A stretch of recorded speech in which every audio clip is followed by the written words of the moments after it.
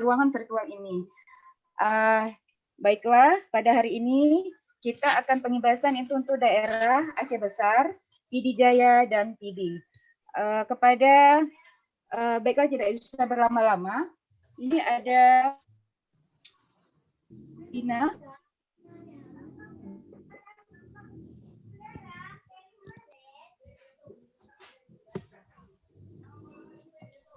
Baiklah, kita langsung ke narasumber yang pertama, yaitu untuk Ibu Nurliana H. Siregar, SPD. Kepada Bu Nurliana, hadir. Mana Bu Nurliana? Mohon izin, MC sudah hadir. Sudah hadir, saya ada di ruang Zoom. Maaf. Ya. Dibuka dulu sambutan oleh Ibu Agus ya. Ibu siapa yang buka, Bunda? Dari Bu Agus. Oh, Bu Agus. Bukan Bu. Oh, Agus Nilawati Hashim sebagai pengurus menggantikan Bu Dina. Ibu apa namanya, Bunda? Agus Nilawati. Ibu Enita Agus. Agus Nilawati Hashim. Oh, Bu Agus. Oh, ya Allah. Agus Nilawati Hashim. Oh, oke. Oke. Oh, baiklah. Sebelumnya marilah kita sama-sama kita melihat itu pembukaan yang akan dibuka oleh Ibu Agus Nilawati Hashim sebagai perwakilan dari I2N. Kepada Ibu Nilawati Hashim, kami persilakan. Baik, terima kasih Bu Ningsih yang sudah memberikan kesempatan kepada saya. Bismillahirrahmanirrahim. Assalamualaikum warahmatullahi wabarakatuh. Waalaikumsalam warahmatullahi wabarakatuh. Alhamdulillahirrabbilalamin. Puji syukur kehadirat Allah Subhanahu wa Ta'ala. Karena dengan rahmat, taufik, dan hidayahnya kita dapat berkumpul bersama dalam acara webinar series persembahan dari Ikatan I2N Aceh dengan tema pengimbasan BIMTEK penguatan kompetensi pendidik lainnya PAUD Provinsi Aceh. Selamat siang dan selamat datang. Saya ucapkan kepada para narasumber semua yang sudah berhadir di sini. Dan juga selamat datang kepada seluruh peserta webinar series pada siang hari ini. Sebelumnya saya ucapkan terima kasih kepada yang terhormat Ibu Ketua kita I2N Aceh, Ibu Dina Fajria, yang mana pada siang hari ini beliau berhalangan hadir, tapi beliau menitipkan salam buat kita semua. Assalamualaikum warahmatullahi wabarakatuh. Waalaikumsalam warahmatullahi. Juga terima kasih kita ucapkan kepada seluruh pengurus I2N Aceh dan kepada para semua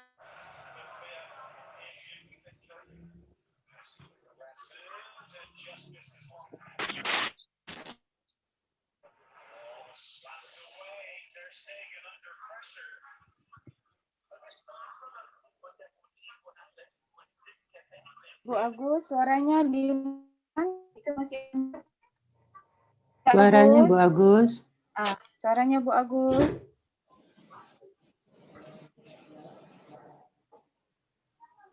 Bu Agus. Bu Agus, suaranya dimutkan. Jadi unmute Bu Agus suaranya.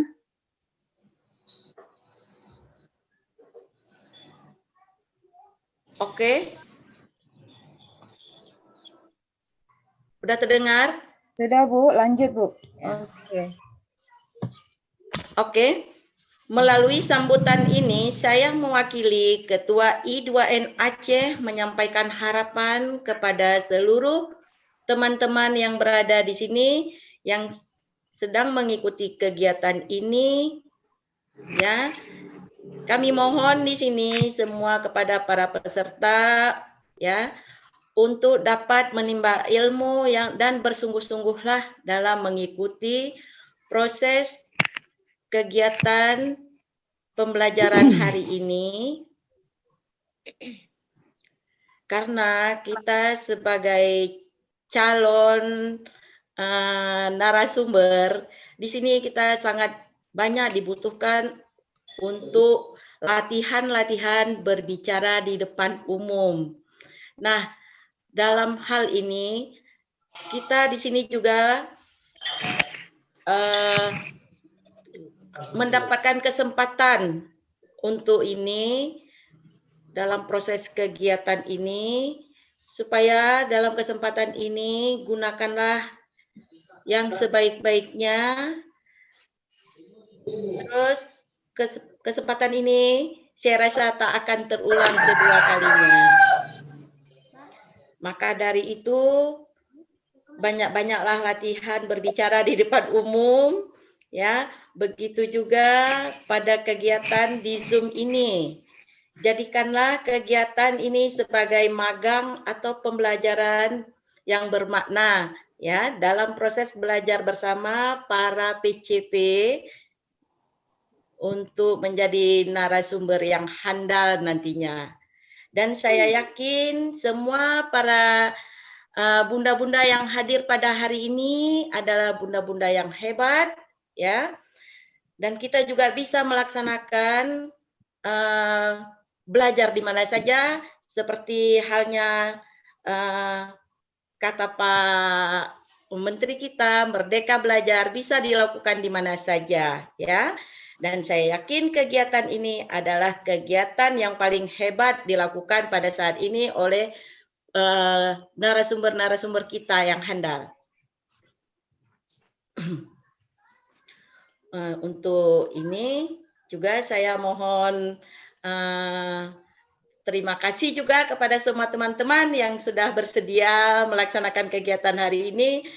Dan saya juga di sini mewakili dari Ibu Ketua I2N Aceh. Hanya ini yang bisa saya sampaikan. Mohon maaf bila ada kekurangan. Ya, saya akhiri. Wabillahi taufik wa hidayah. Wassalamualaikum warahmatullahi wabarakatuh. Waalaikumsalam. Waalaikumsalam warahmatullahi wabarakatuh. Baiklah, terima kasih kami ucapkan kepada Ibu Nilawati, Ibu Agus Nilawati sebagai perwakilan dari I2N. Baiklah, kepada teman-teman sekalian semuanya, sekarang kita dalam mengikuti mengikuti BIMTEK ini atau pembelajaran ini, yaitu untuk meningkatkan kompetensi kita sebagai guru. Di mana pada pengimbasan kali ini para narasumber-narasumber akan memberikan materi-materi yang memang dibutuhkan untuk saat ini, yaitu Merdeka Belajar. Di mana Merdeka Belajar ini merupakan program dari Menteri kita, yaitu Bapak Nadiem Karim, di mana bahwasanya sekarang ini pembelajaran itu berpusat kepada anak. Di mana Merdeka Belajar tersebut juga terkait terhadap kecakapan untuk hidup anak-anak didik kita juga, kemudian untuk mencapai abad ke-21, yaitu di mana ada kecakapan hidup 21, yaitu biar 4C, yaitu anak-anak 4C itu komunikasi, kolaboratif, kemudian dapat berpikir kritis. Dan itu makanya kepada bunda-bunda sekalian, kepada para peserta diharapkan untuk dapat mengikuti BIMTEK ini dengan baik, dengan seksama, sehingga memperoleh pengetahuan untuk kita transferkan, untuk kita aplikasikan ke dalam pembelajaran kita di sekolah. Baiklah, tidak usah berlama-lama lagi.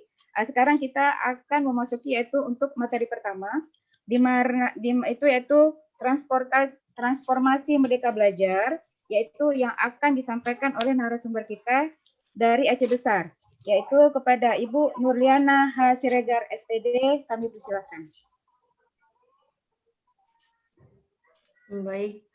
Mohon izin moderator untuk kayaknya ditampilkan atau saya yang tampilkan, mohon izin. Boleh saya, boleh Ibu. Mana enaknya Ibu yang mana? Biar enak nanti enak susu itunya.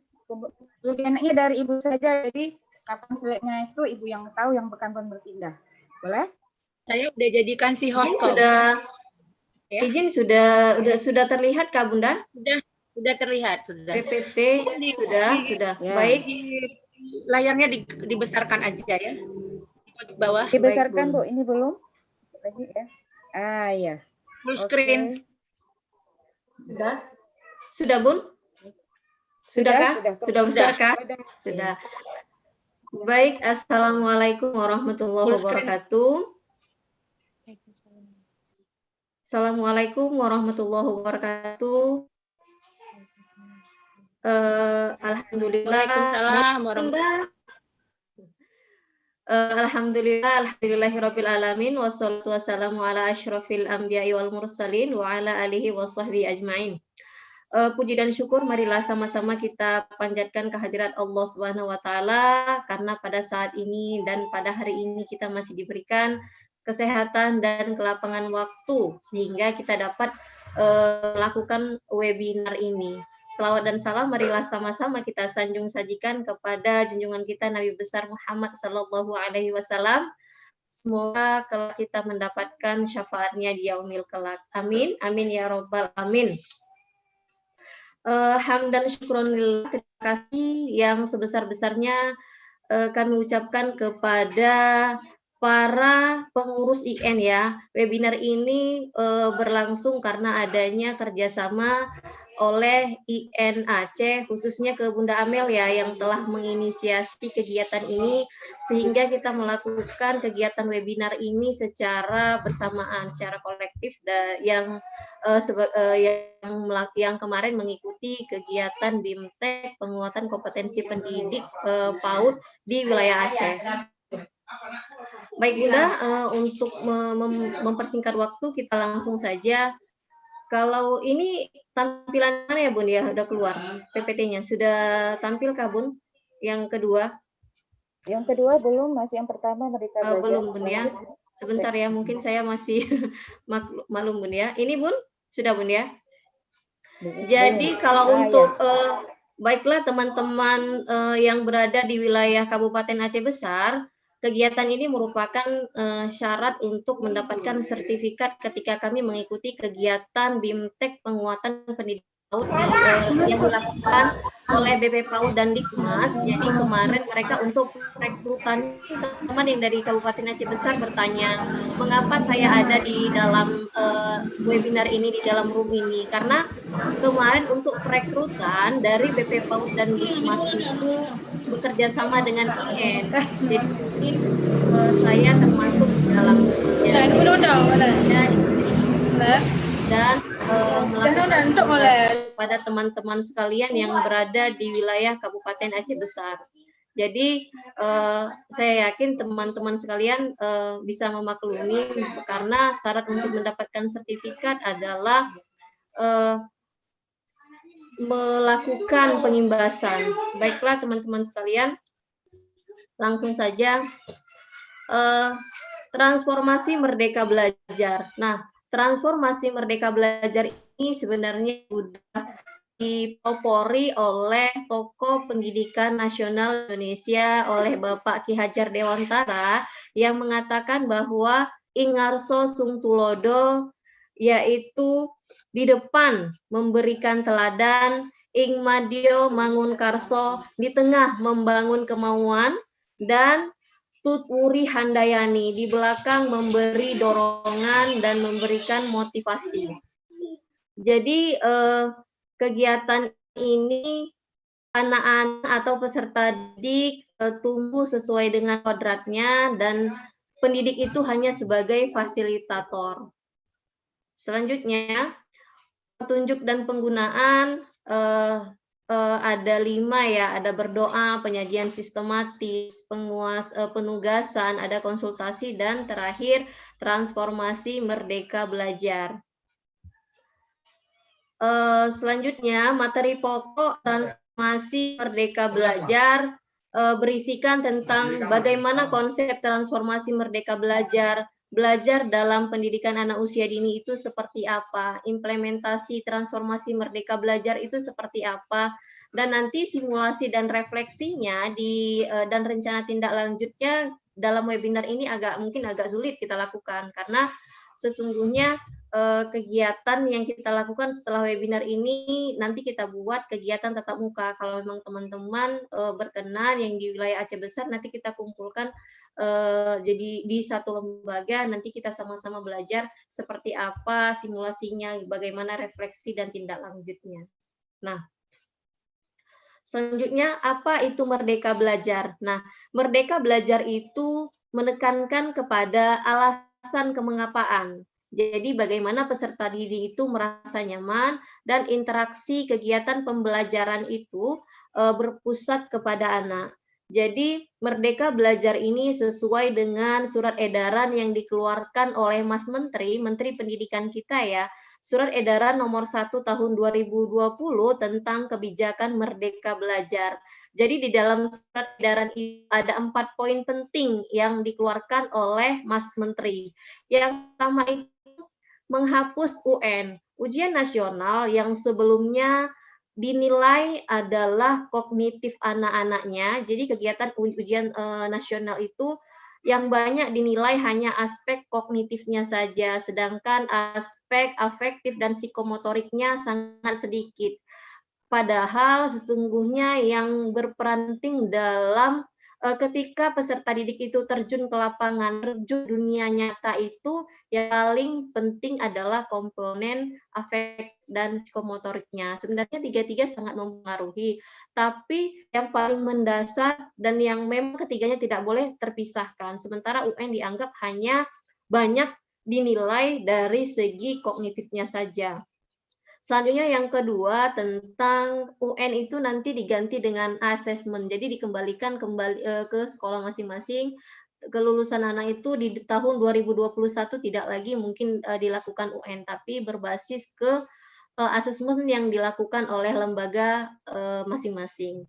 Kemudian yang ketiga, surat edaran itu mengenai RPP singkat. Nah, mungkin guru-guru sibuk dengan melakukan RPP sehingga para guru itu lupa dengan tugas mereka adalah bagaimana proses kegiatan belajar mengajar itu menarik dan memang gemari oleh para peserta didik. Sebelumnya guru-guru sangat dibebani dengan RPP dan RPP. Dulu kan RPP kita ada sekitar 4 sampai 5 lembar. Nah, digagas oleh Mas Menteri, jadi RPP kita disingkat. Nah, RPP singkat itu seperti apa? RPP singkat itu kita tidak lakukan misalnya tetap dia dalam satu lembar, ukurannya misalnya legal. Mungkin spasinya diperpendek, diperkecil, hurufnya diperkecil gitu, sehingga menjadi satu lembar dan satu halaman bukan.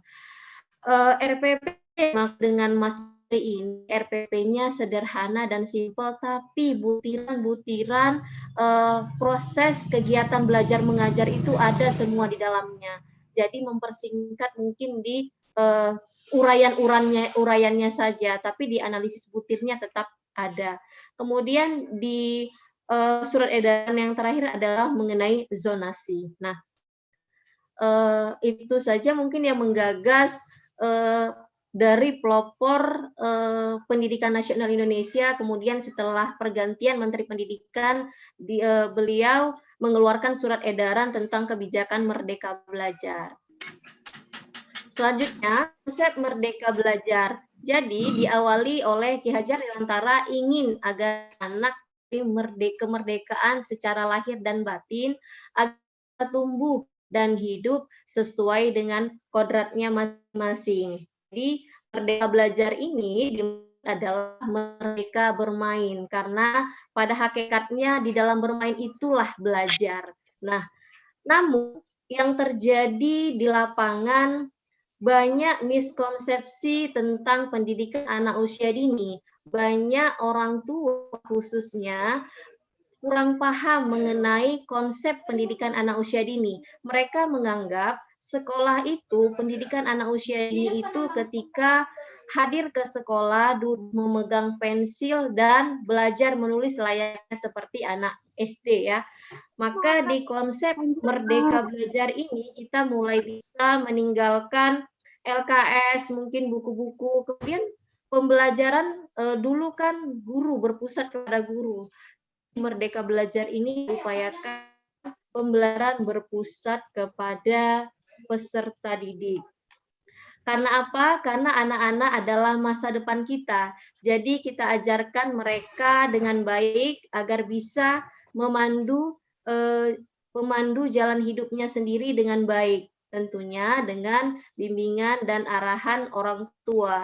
Jadi hal tersebut seiring dengan Undang-Undang Nomor 20 Tahun 2003 di pasal 14 yang menyatakan bahwasanya suatu upaya pembinaan yang ditujukan kepada anak sejak lahir sampai dengan usia 6 tahun yang dilakukan melalui pemberian rancangan pendidikan untuk membantu pertumbuhan dan perkembangan jasmani dan rohani agar anak memiliki kesiapan dalam memasuki jenjang pendidikan yang lebih lanjut. Dalam hal ini sinkron ya ibu-ibu dengan definisi pendidikan anak usia dini, yaitu pemberian upaya menstimulasi, membimbing, mengasuh, dan pemberian kegiatan pembelajaran yang akan menghasilkan kemampuan dan keterampilan pada anak. Dalam hal ini mungkin kompetisi. Bunda-bunda sekalian, teori Merdeka Belajar ini pertama kali disampaikan oleh Carl Ransom Roger di dalam bukunya yang berjudul Freedom to Learn pada tahun 1965. Jadi di dalam buku itu jelas tertulis peranan guru adalah sebagai fasilitator dan sedangkan peserta didik itu belajar berpusat pada inisiatif peserta didik. Jadi di buku itu penulis pertama kali mengamati ke salah satu sekolah atau pendidikan anak usia dini di USA. Jadi dia melihat bahwasanya anak-anak itu sangat mandiri ketika dia bertanya di dalam sebuah kelas, siapa yang ingin memperkenalkan diri. Jadi anak usia dini yang sekitar usia 4 sampai 6 tahun itu mereka semua antusias untuk mengacungkan tangan. Jadi dia sangat takjub melihat anak-anak usia dini di USA itu sangat independen, rasa percaya dirinya tinggi, bahkan mereka diajarkan untuk stranger menghadapi orang lain. Jadi dan kultur budaya mereka berkomunikasi juga sangat merdeka ya, mereka sangat merdeka dalam berkomunikasi sehingga mungkin kita kalau melihat di sebuah TV atau film, anak kecil itu memanggil mungkin pamannya bisa panggil dengan nama. Kalau kita kan paman dulu atau apa tuturnya. Kalau mereka bisa langsung misalnya John, tapi jarang ada beberapa bilang tidak harus Uncle John, tidak, tapi mereka langsung menyapa. Jadi di situ mereka sudah merdeka dalam berkomunikasi. Nah, kalau kita bandingkan dengan kita anak di Indonesia, anak di usia 4 sampai 6 tahun itu masih sangat butuh stimulasi. Ketika anak masuk ke sebuah lembaga pendidikan, anak cenderung pemalu. Kemudian dia tergantung oleh orang tuanya. Bahkan untuk masuk ke dalam ruang kelas, dia juga tergantung kepada orang tua atau kepada pengasuhnya. Jadi anak masih belum mandiri. Jadi dalam perbandingan ini tersebut bisa kita menilai mereka itu duluan memandirikan atau memerdekakan anaknya sehingga yang mereka dapat itu lebih gitu. Kalau kita kan cenderung kurang percaya. Jadi kita sebagai orang tua mungkin sering kita lakukan ya Bunda. Karena contohnya saja kalau di sebuah lembaga pendidikan kita melakukan praktek membuat susu, itu contohnya di lembaga saya. Kalau mereka biasanya di rumah tidak dibiarkan oleh orang tuanya untuk membuat susu. Kenapa? Karena kalau kotor capek orang tuanya males gitu untuk ribet gitu. Padahal sebetulnya di situ anak perlu kita latih kemandirian, perlu anak-anak kita merdekakan dalam berinisiatif. Dalam hal itu kita bilang merdeka berinisiatif untuk membuat susu, apalagi susu saset. Seharusnya dia kan berinisiatif membuka bungkusnya, bagaimana cara menuangkannya ke dalam botol, menuangkan ke dalam air itu panas atau dingin, dia kan harus bisa rasa gitu.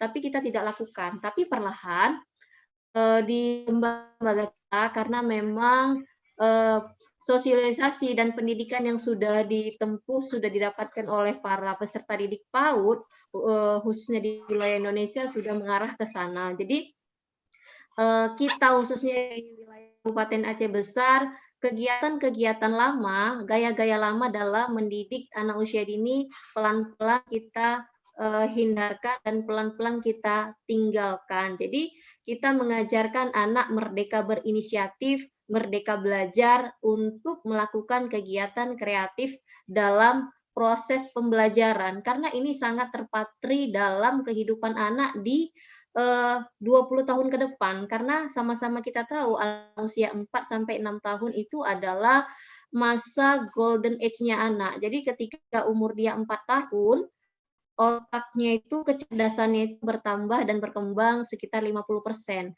Ketika 8 tahun bertambah menjadi 80% dan puncak tertingginya nanti di usia 18 tahun. Selanjutnya, bagaimana model transformasi merdeka belajar dalam pendidikan? Nah, kita kaji dulu. Transformasi merdeka belajar artinya berubah ya, ada perubahan.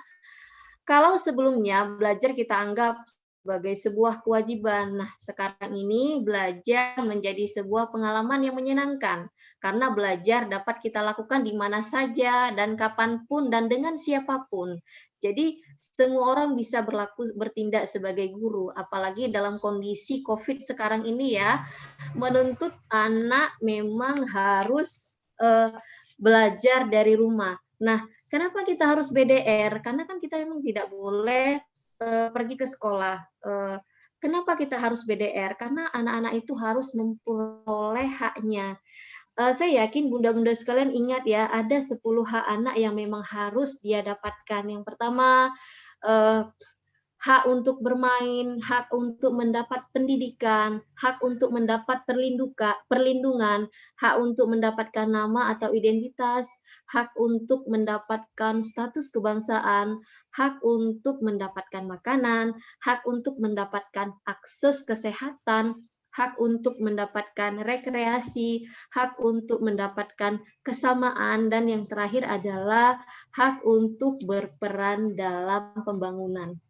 Kemudian, sistem pendidikan dahulu itu adalah sistemnya sangat tertutup. Jadi hanya pemangku kepentingan yang bekerja sama sesuai dengan sistem pendidikan pemangku kebijakan. Nah, kalau zaman sekarang sistemnya terbuka ya, jadi harus ada hubungan kerjasama antara semua pemangku kepentingan, baik itu ketua lembaga, pemerintah, masyarakat ya. Jadi semuanya harus saling terbuka. Selanjutnya, pendidik sebagai penyampai informasi, sedangkan untuk saat ini pendidik hanya sebagai fasilitator dalam kegiatan pembelajaran. Makanya CBSA itu zaman dulu ya Bunda, menulis itu calistung secara langsung itu gaya lama kalau kita bilang. Mari kita pelan-pelan beralih supaya anak kita bisa merdeka belajar. Selanjutnya, pedagogi berbasis konten. Kalau sekarang sudah berbasis kompetensi. Pendekatannya juga, kalau dulu pendekatan satu ukuran semua sama. Kalau sekarang berbasis kepada kebutuhan individu. Kalau dulu justru malah sebagian lembaga ada anak yang ABK atau berkebutuhan khusus, mereka enggan untuk menolak. Tapi kalau sekarang tidak, pendekatannya harus berbasis kebutuhan kepada peserta didik sesuai dengan kebutuhan anak didik kita. Nah, selanjutnya yang keenam, pembelajarannya dulu hanya tatap muka dan manual. Kalau sekarang sudah menggunakan dan memanfaatkan berbagai macam teknologi. Nanti ada juga di sini bagaimana sistem pembelajaran di abad 21 seperti apa. Jadi semua guru juga tidak hanya stay di situ saja. Jadi guru harus semangat untuk melakukan pembaharuan seiring dengan zaman. Jadi guru juga harus bisa memanfaatkan teknologi. Misalnya kalau kegiatan PDR, guru juga harus mampu merangkai video pembelajaran itu seperti apa. Mungkin ada KineMaster atau mungkin ada InShot atau apalah dia, Google Classroom. Jadi guru juga harus melakukan pembaharuan. Selanjutnya, kalau dahulu program-program kegiatan hanya didorong oleh pemerintah, kalau sekarang sudah relevan dengan industri. Yang kedelapan, administrasi dan peraturan itu membebani. Kalau sekarang sudah punya kebebasan dan berinovasi seperti surat edaran yang sudah dikeluarkan oleh Mas Menteri. Jadi RPP lama itu tidak harus banyak administrasi, tidak terlalu ribet. Jadi sudah bisa berinovasi. KTSP juga sudah bisa kita sesuaikan dengan kebutuhan sekolah kita seperti apa, kearifan lokalnya juga kita bisa sesuaikan dengan kondisi agraris di daerah kita. Dan yang ke-9, yang terakhir, ekosistem yang didorong oleh pemerintah. Nah, kalau sekarang seluruhnya sebagai agent untuk memangku kepentingan. Selanjutnya, model transformasi Merdeka Belajar dalam pendidikan anak usia dini. Nah, modelnya dimulai dari identifikasi bagaimana proses pembelajaran itu bisa mencapai 6 aspek perkembangan anak, dan tujuannya juga demikian, materinya juga demikian, harus mampu merangsang ke 6 aspek perkembangan anak. Prosesnya juga demikian, dan evaluasi, dan akhirnya terciptalah transformasi Merdeka Belajar sehingga seluruh peserta didik kita merasa nyaman dan semangat untuk belajar. Model transformasi Merdeka Belajar dalam satuan pendidikan. Kalau hal ini mungkin kita lihat di perguruan tinggi ya. Sedangkan di pendidikan anak usia dini mungkin merdeka belajar itu ya merdeka bermain, karena telah belajar.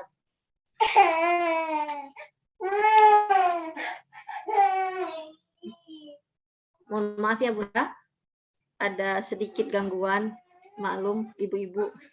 Jadi implementasi Merdeka Belajar ini adalah sesungguhnya bagaimana anak-anak itu bisa merdeka dalam bermain, karena di dalam bermain itu itulah mereka merdeka belajar. Saya yakin tadi Bunda yang MC sudah menjelaskan ya bagaimana pendidikan di abad 21 ini harus bisa 4K apa 4C ini, yang communication, collaboration, critical thinking, creativity ya.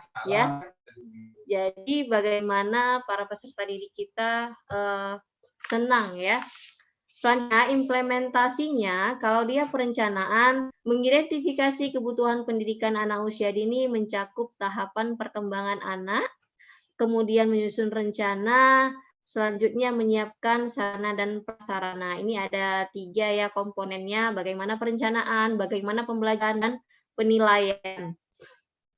Nah, sedangkan belajarnya bagaimana kita lakukan, di sini ada budaya 5S, senyum, atau mungkin sekolah boleh tidak lagi melakukan budaya 5S, mungkin dia boleh melakukan budaya apa yang mungkin sesuai dengan karakter lingkungan wilayahnya. Nah, sedangkan di penilaian membuat catatan terkait dengan capaian ya dan perkembangan yang diperoleh anak, tentunya sesuai dengan STPA ya. Kemudian dilakukan penilaian dilakukan secara autentik, kemudian penilaian dilakukan terhadap capaian, yang penting dia menstimulasi ke 6 aspek perkembangan anak. Mungkin ini daftar pustakanya, dan sekian yang bisa saya sampaikan ini ya.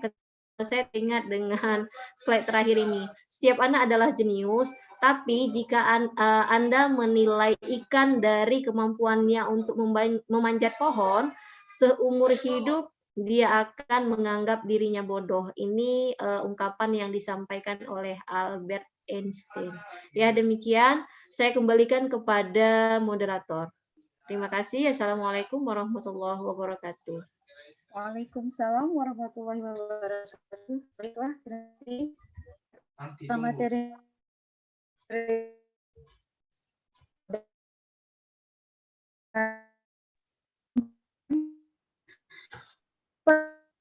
mereka belajar itu Indonesia untuk pendidikan Indonesia untuk belajar berpihak kepada murid. Jadi segala sesuatunya itu yaitu berpihak kepada murid, kebutuhan murid, minat dan bakat anak. Kemudian dan pembelajarannya itu yang memerdekakan pemikiran dari potensi para murid.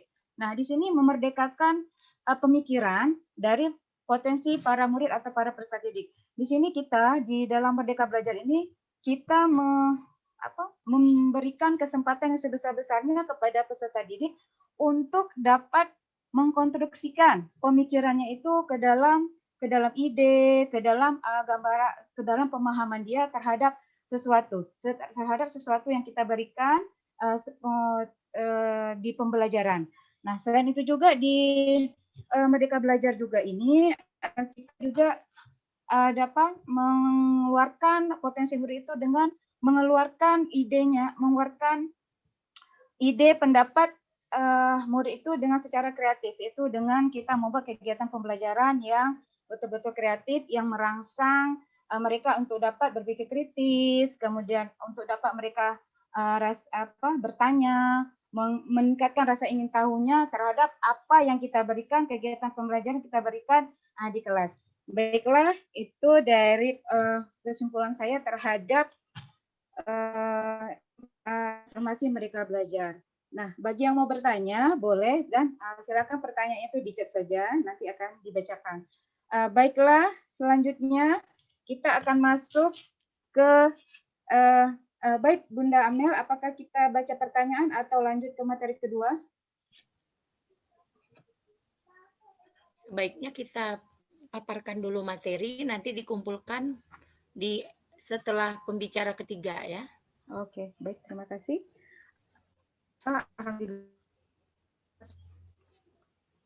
Tentang materi transformasi Merdeka Belajar itu bagaimana, dan diharapkan kepada bunda-bunda, kepada teman-teman sejauh semua, kita agar dapat berubah dan dapat mengimplementasikan pembelajaran Merdeka Belajar itu di satuan pendidikan kita. Baiklah, kita yaitu kepada narasumber kita yang kedua, yaitu kepada Ibu Cut Hasina, dapat membawakan pembelajaran materi yaitu penguatan karakter, penguatan pendidikan karakter dan profil pelajar Pancasila. Ini merupakan satu kaitan yang tidak terlepas dari transformasi Merdeka Belajar, di mana transformasi Merdeka Belajar itu juga tidak harus kita sandingkan dengan penguatan karakter pada anak didik kita. Baiklah, tidak usah berlama-lama. Sekarang kepada Ibu Cut Hasdina Afrita, kami persilakan. Baik, terima kasih. Assalamualaikum warahmatullahi wabarakatuh. Terima kasih Waalaikumsalam warahmatullahi wabarakatuh. Terima kasih atas kesempatan untuk saya untuk mengikuti webinar series ini, pengibasan BIMTEK penguatan kompetensi pendidik lainnya PAUD Provinsi Aceh. Baiklah, hari ini saya akan memaparkan materi tentang penguatan pendidikan karakter dan profil pelajar Pancasila. Saya minta tolong untuk tampilkan slide-nya, Bunda Amel, bisa? Bentar ya. Oke. Apa Pancasila ya? Ya. Pancasila. Ibu ngomong aja dulu, Bu, sambil saya cari, Bu. Ya, saya perwakilan dari PD Jaya. Nama saya Cut Hasdina Afrita. Saya bekerja di TK Usman bin Affan.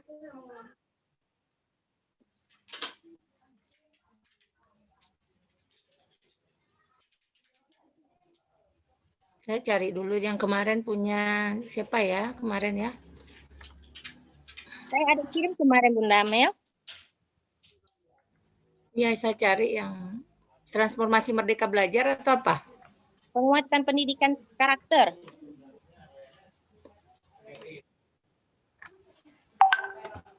Bentar ya, bentar.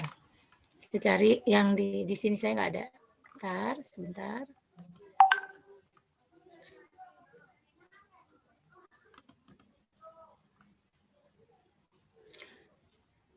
PPK ya? Ya.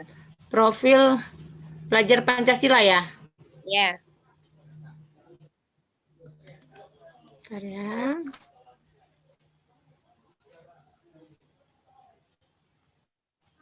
Ibu boleh kenalkan diri dulu kok enggak, Bu? Yang lain menyapa yang lain. Ada bawa teman-temannya dari PD Jaya, Bu? Ada? Ada ya? Ya. Ini adalah dari yang saya harus sampaikan. ini dulu. Penguatan Ibu tidak revisi slide kan? Ada masih Bunda. Slide ini kan? Ada Bunda Mel. Saya kirim ke Bunda Mel. Ada ke grup juga ada. Bentar.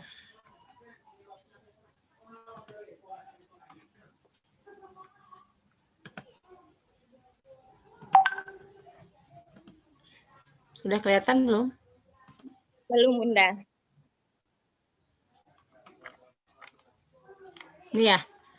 Yang ini kan? Iya. Ya.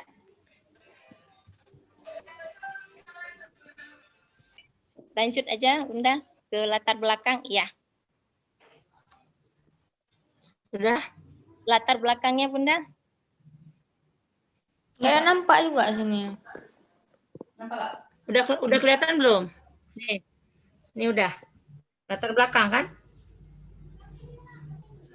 Udah maju kejauhan ini Bunda. Ya. Udah Bunda latar belakangnya Bunda.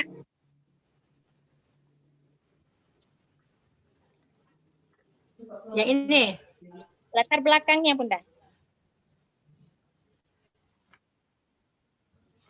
Ini udah latar belakang.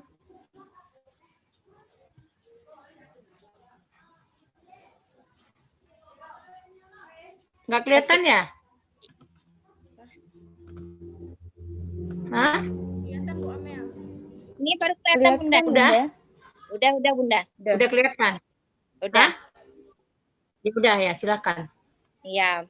Baiklah, ini adalah latar belakang bagian kementerian yang mengemban amanat mengendalikan pembangunan SDM melalui ikhtiar bersama semua anak bangsa untuk meningkatkan mutu pendidikan dan memajukan kebudayaan. Kemdikbud dalam menentukan visi kementerian berdasarkan pada capaian kinerja. Potensi dan permasalahan visi Presiden pada RPJMN tahun 2020 sampai dengan 2024. Nah, serta visi Indonesia ke tahun 2045, adapun visi Kemendikbudnya adalah Kementerian Pendidikan dan Kebudayaan mendukung visi dan misi Presiden untuk mewujudkan Indonesia maju yang berdaulat, mandiri, dan berkepribadian melalui terciptanya pelajar Pancasila yang bernalar kritis, kreatif, mandiri, beriman, bertakwa kepada Tuhan Yang Maha Esa, dan berakhlak mulia, serta bergotong royong dan berkebinekaan global. Lanjut, Bunda.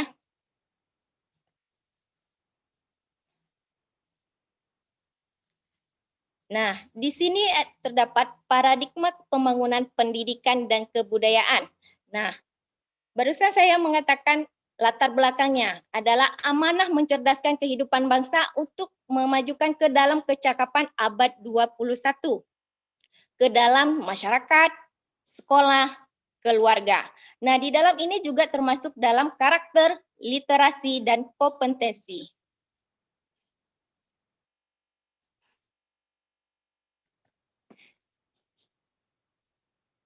Nah, kebijakan pemerintah ada poin-poinnya 5. Yang pertama, Undang-Undang Nomor 20 Tahun 2003 tentang Sistem Pendidikan Nasional. Poin yang kedua, Peraturan Presiden Nomor 87 Tahun 2017 memberikan amanat bagi Kementerian Pendidikan dan Kebudayaan untuk mengimplementasikan PPK melalui pendidikan formal, non-formal, dan informal. Poin yang ketiga, Permendikbud Nomor 23 Tahun 2015 tentang penumbuhan budi pekerti. Poin yang keempat, Permendikbud Nomor 30 Tahun 2017 tentang pelibatan keluarga pada penyelenggaraan pendidikan. Poin yang kelima, Permendikbud Nomor 22 Tahun 2020 tentang Renstra Kemdikbud yang memuat tentang profil pelajar Pancasila. Nah, definisi PPK. Ini singkatan ya Bunda ya, PPK ini ya, penguatan pendidikan karakter.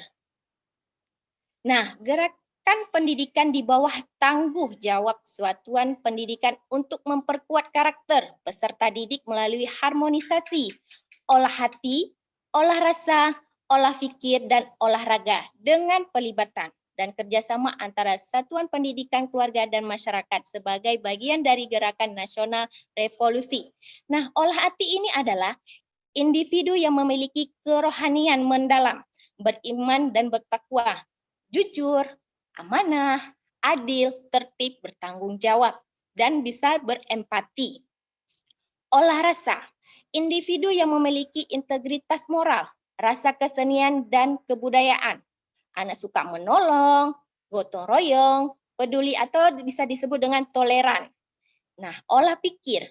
Olah pikir ini individu yang memiliki keunggulan akademis sebagai hasil pembelajaran dan pembelajaran sepanjang hayatnya.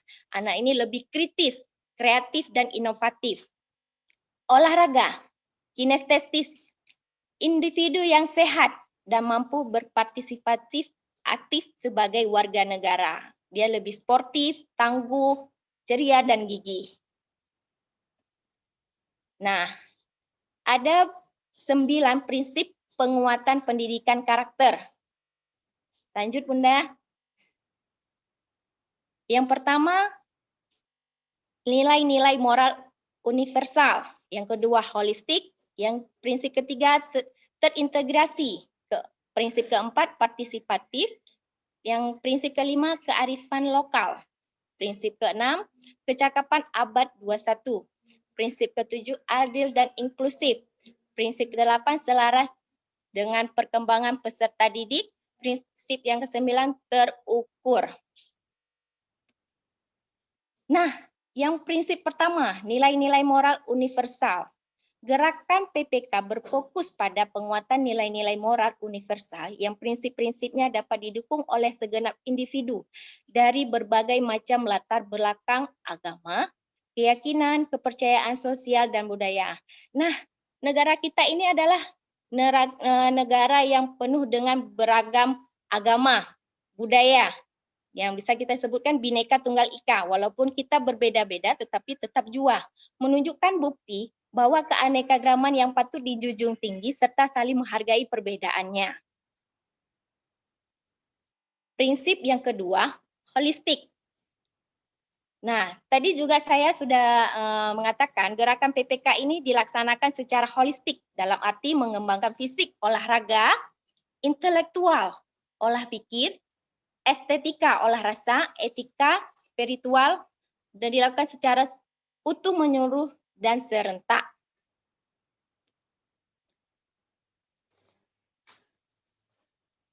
Lanjut Bunda. Prinsip yang ketiga, terintegrasi. Nah, gerakan PPK sebagai poros pelaksanaan pendidikan nasional dikembangkan dan dilaksanakan dengan memadukan, menghubungkan, dan mengutuhkan berbagai elemen pendidikan, bukan merupakan program tempelan dan tambahan dalam proses pelaksanaan pendidikan.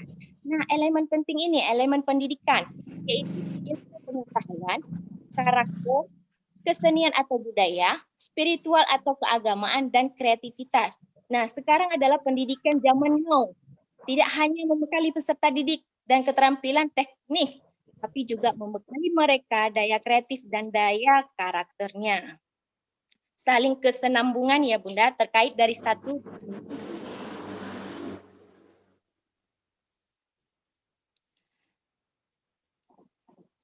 Prinsip yang keempat, partisipatif. Di sini adalah berperan aktif, keterlibatan. Gerakan PPK dilakukan dengan mengikut sertakan dan melibatkan publik seluas-luasnya sebagai pemangku kepentingan pendidikan sebagai pelaksanaan gerakan PPK, baik kepala sekolah, pendidik, tenaga pendidikan, dan pihak lainnya seperti orang tua, lingkungan sekitar untuk penguatan pendidikan karakter kita.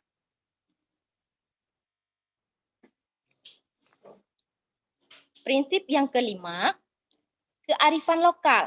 Nah, gerakan PPK bertumpu dan responsif pada kearifan lokal Nusantara yang demikian beragam dan majemuk agar kontekstual dan membumi. Nah, kearifan lokal ini merupakan bagian dari budaya suatu masyarakat yang tidak dapat dipisahkan dari bahasa masyarakat untuk itu sendiri. Biasanya diwariskan secara turun-temurun dari satu generasi ke generasi selanjutnya melalui cerita mulut ke mulut. Biasanya kita menggunakan bahasa. Nah, kearifan lokal itu kan setiap daerah itu berbeda-beda. Seperti bahasa. Bahasa kita, bahasa Aceh aja berbeda-beda. Prakarya. Nah, di sini bagaimana bahasa dan prakarya kita sendiri jangan sampai hilang. Tetap kita tunjukkan kepada anak bahwa ini bahasa kita. Bisa kita ajak anak, misalnya sebulan sekali menggunakan bahasa Aceh di pendidikan sekolah, atau mengajak anak untuk membuat prakarya yang ada di kearifan lokal tersebut. Bisa mengajak anak untuk membuat ikan kemamah, bisa mengajak anak untuk membuat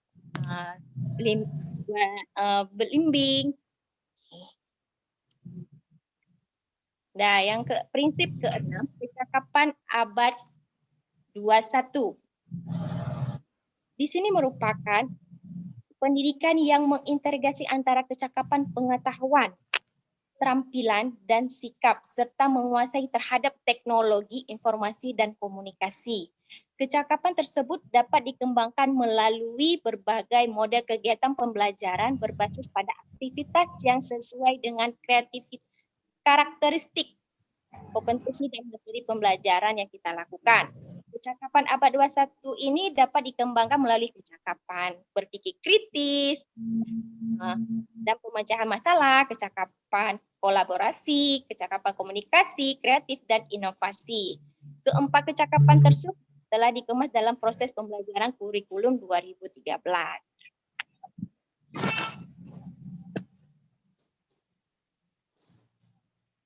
Nah, prinsip ketujuh, adil dan inklusif. Gerakan PPK dikembangkan dan dilaksanakan berdasarkan prinsip keadilan, non-diskriminasi, non-sekret, menghargai kebinekaan dan perbedaan, dan menjunjung harkat martabat manusia. Tidak ada perbedaan ya, semuanya adil.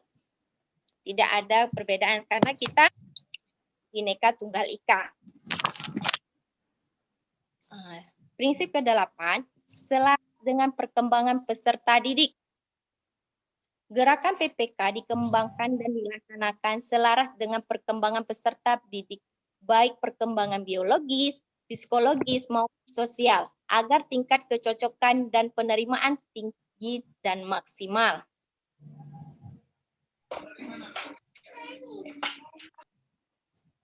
Yang ke-9 ada prinsip terukur.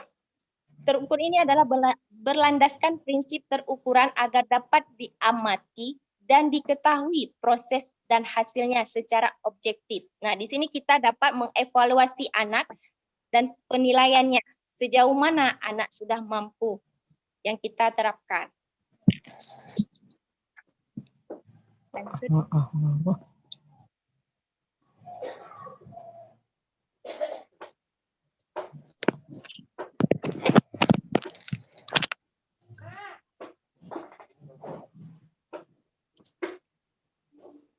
Lanjut, Bunda.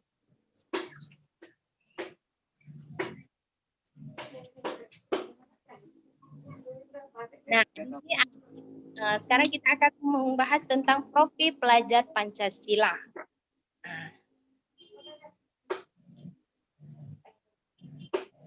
Sumber daya manusia yang unggul merupakan pelajar sepanjang hayat yang memiliki kompetensi global dan perilaku sesuai dengan nilai-nilai Pancasila. Nah, di sini adalah kebijakan Merdeka Belajar mengupayakan dalam karakter. Nah, dalam karakter ini dalam pelajar Pancasila dibagi menjadi 6 bagian. Pertama, beriman bertakwa kepada Tuhan Yang Maha Esa dan berakhlak mulia. Mandiri. Ketiga, bernalar kritis. Keempat, berkebinekaan global. Kelima, bergotong royong. Dan keenam, kreatif.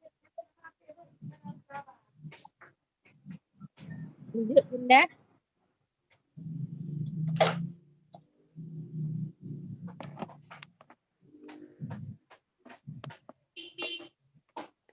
Iya, beriman, bertakwa kepada Tuhan Yang Maha Esa dan berakhlak mulia. Akhlak mulia ini menjadikan karakter yang sangat penting untuk dimiliki pelajar Pancasila. Dengan akhlak mulia, pelajar Pancasila bisa berperilaku baik kepada masyarakat. Contohnya, kita bisa mengajak anak untuk mempraktekkan salat, infak, mengucapkan salam, dan membalas salam. Nah, mandiri. Kita di sini bisa melakukan, anak-anak bisa melakukan sendiri tanpa bantuan siapapun. Nah, misalnya anak bisa memakai sepatu sendiri, memakai baju sendiri, bisa melakukan tugasnya sampai selesai sendiri. Ya, selanjutnya bernalar kritis, kemampuan analisa dan kemampuan memecahkan masalah yang nyata. Contohnya, anak dapat memilih mainan yang disukainya. Di situ anak termasuk dengan kritis. Dia sudah dapat memilih mainan yang disukainya. Kebinekaan global. Di sini toleransi terhadap perbedaan.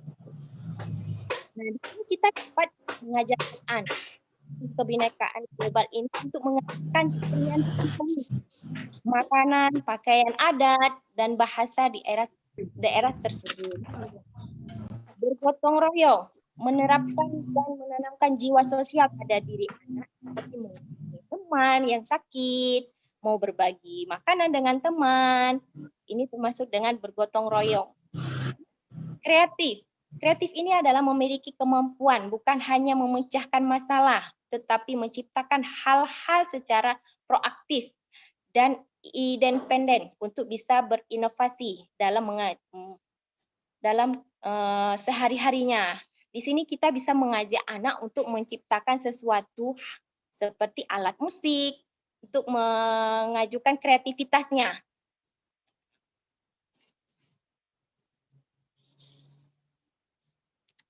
Lanjut, Bunda. Nah, di sini ada diksi profil pelajar Pancasila. Nah, nilai beriman bertakwa kepada Tuhan Yang Maha Esa dan berakhlak mulia. Pelajar Indonesia beriman bertakwa kepada Tuhan Yang Maha Esa dan berakhlak mulia adalah pelajar yang berakhlak dalam hubungannya dengan Tuhan Yang Maha Esa. Ia memahami ajaran agama dan kepercayaannya serta menerapkan pemahaman tersebut dalam kehidupannya sehari-hari. Elemen kuncinya akhlak beragama, akhlak pribadi, akhlak kepada manusia, akhlak kepada alam, akhlak pada bernegara. Nah, berkebinekaan global. Pelajar Indonesia mempertahankan budaya luhurnya, lokalitas dan identitasnya, dan tetap berpikir terbuka dalam berintegrasi dengan budaya lain, sehingga menumbuhkan rasa saling menghargai dan kemungkinan terbentuknya budaya baru dan positif, dan tidak bertentangan dengan budaya luhur bangsa. Nah, elemen kuncinya dapat mengenal dan menghargai budaya, mampu komunikasi interkultural dalam berinteraksi dengan sesama, dan refleksi dan bertanggung jawab terhadap pengalaman kebinekaan. Lanjut, Bunda. Bergotong royong. Pelajar Indonesia memiliki kemampuan bergotong royong, yaitu kemampuan untuk melakukan kegiatan secara bersama-sama, sukarela agar kegiatan yang dikerjakan dapat berjalan lancar, mudah, dan ringan. Di sini adalah kolaborasi, kepedulian, dan berbagi. Seperti saya katakan tadi, anak-anak bisa kita ajak untuk peduli, saling berbagi, pada teman yang misalnya hari itu dia tidak membawa makanan, dia bisa berbagi dengan teman nih di sampingnya. Mandiri. Pelajar Indonesia merupakan pelajar mandiri, yaitu pelajar yang bertanggung jawab atas proses dan hasil karyanya. Kesadaran akan diri dan situasi yang dihadapi serta regulasi diri. Nah, dia mampu mengerjakan tugas sampai selesai, bisa memakai sepatu sendiri tanpa dibantu oleh orang lain. Bernalar kritis. Memproses informasi baik kualitatif maupun kuantitatif, membangun keterkaitan antara berbagai informasi, menganalisis informasi, mengevaluasi, dan menyimpulkannya. Nah, elemen kunci di sini memperoleh dan memproses informasi dan gagasan, menganalisis dan mengevaluasi penalaran, merefleksi pemikiran dan proses berpikir dan mengambil keputusan. Nah, di sini kita bisa mencontohkan, kita di sekolah misalnya kita menunjukkan sebuah daun, di situ anak akan mengamati daun tersebut.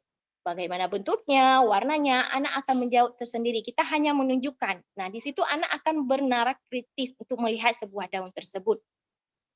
Kreatif. Pelajar yang kreatif mampu memodifikasi dan menghasilkan sesuatu yang orisinal, bermakna, bermanfaat, dan berdampak. Nah, elemen kuncinya di sini adalah menghasilkan gagasan yang orisinal, serta menghasilkan karya dan tindakan yang orisinal. Nah, di sini kita bisa mengajak anak untuk meningkatkan kreativitasnya. Tidak hanya untuk kita membatasi apabila kalau anak ingin membangun sebuah permainan Lego, kita tidak hanya membatasi ini, hari ini kita buat rumah ya. Tidak hanya anak bisa tidak hanya buat rumah, dia juga bisa membuat lingkaran dari rumah itu pagar, ada tanaman-tanaman. Nah, di situ anak akan menunjukkan kreatifnya.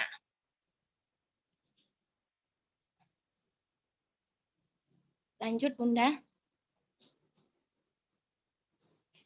Ini adalah sandingan nilai-nilai karakter di Permendikbud. Nah, yang pertama yang tadi akhlak beragama, akhlak pribadi, akhlak kepada manusia, akhlak pada alam, akhlak pada negara. Ini dari nilai Pancasila bisa kita religius, jujur, cinta, damai. Nah, berkebinekaan global, mengenal dan menghargai budaya. Nah, komunikasi intelektual dan berinteraksi dengan sesama, dan refleksi dan bertanggung jawab terhadap pengalaman kebinekaan. Di sini kita dapat mengajak anak untuk demokratif, semangat kebangsaan, cinta tanah air. Selanjutnya bergotong royong, kolaborasi, kepedulian, dan berbagi. Di sini kita bisa mengajak anak untuk peduli lingkungan. Bisa menyiram tanaman, peduli sosial. Berbagi dengan peduli sosial ini bisa kita ajak anak untuk menabung atau berbagi kasih. Lalu kita memberikan kepada orang yang membutuhkannya. Peduli sosial. Dan mandiri, kesadaran akan diri dan situasi yang dihadapi serta regulasi sendiri. Di sini kita dapat mengajarkan pada anak tentang disiplin, bekerja keras. Dan bernalar kritis, memproses dan memperoleh dan memproses informasi dan gagasan, menganalisis dan mengevaluasi penalaran, merefleksi pemikiran dan proses berpikir dan mengambil keputusan. Di sini anak bisa kita nilai Pancasila gemar membaca. Nah, kreatif menghasilkan gagasan yang orisinal serta menghasilkan karya dan tindakan yang orisinal. Di sini anak kita dapat ajari nilai Pancasilanya menghargai prestasi teman. Apabila pas hari itu kita melakukan kegiatan temannya yang mendapatkan juara, kita mengajarkan kepada anak untuk menghargai prestasi temannya dan komunikatif. Lanjut, Bunda.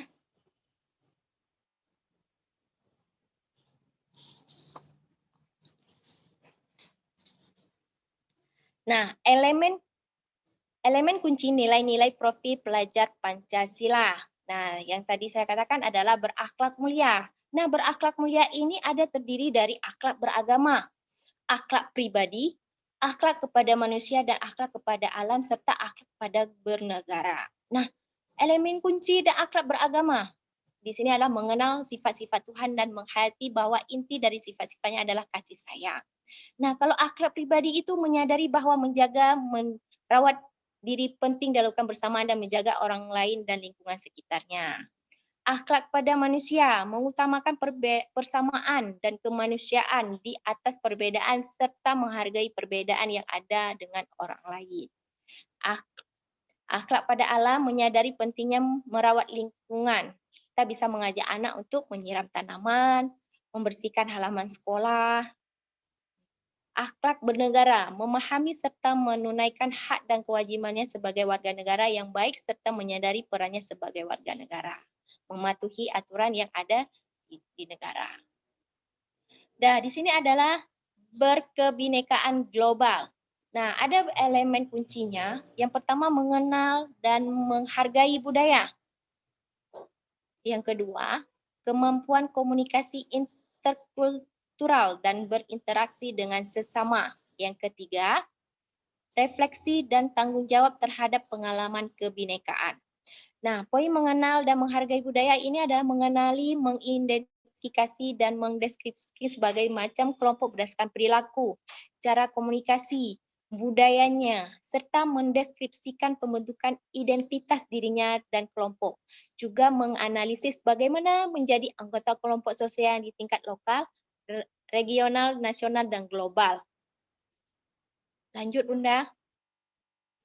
Kemampuan komunikasi interkultural dalam berinteraksi dengan sesama, memperhatikan, memahami, menerima keberadaan, dan menghargai keunikan masing-masing budaya sebagai sebuah kekayaan perspektif sehingga terbangun saling pemahaman dan empati terhadap sesama. Kemudian refleksi dan tanggung jawab terhadap pengalaman kebinekaan. Secara reflektif, memanfaatkan kesadaran dan pengalaman kebinekaannya agar terhindar dari prasangka dan stereotip terhadap budaya yang berbeda, sehingga dapat menyeraskan perbedaan budaya agar terciptanya kehidupan yang harmonis antar sesama. Dan kemudian secara aktif partisipatif membangun masyarakat yang damai dan inklusif, berkeadilan sosial, serta berorientasi pada pembangunan yang berkelanjutan. Lanjut, Bunda. Bunda Mel.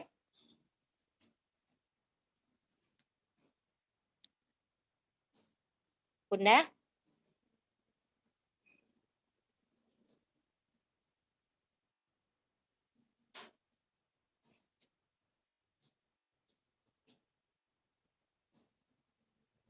Nah, gotong royong.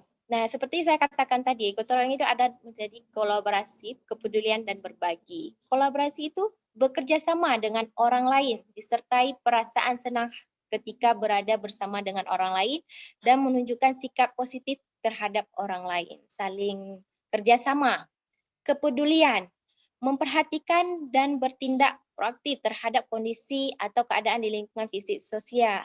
Nah, kepedulian kita, saling membantu, ya, berbagi, memberi dan menerima segala hal yang penting bagi kehidupan pribadi yang bersama, serta mau dan mampu menjalani kehidupan bersama yang mengedepankan penggunaan bersama sumber daya dan ruang yang ada di masyarakat sehat.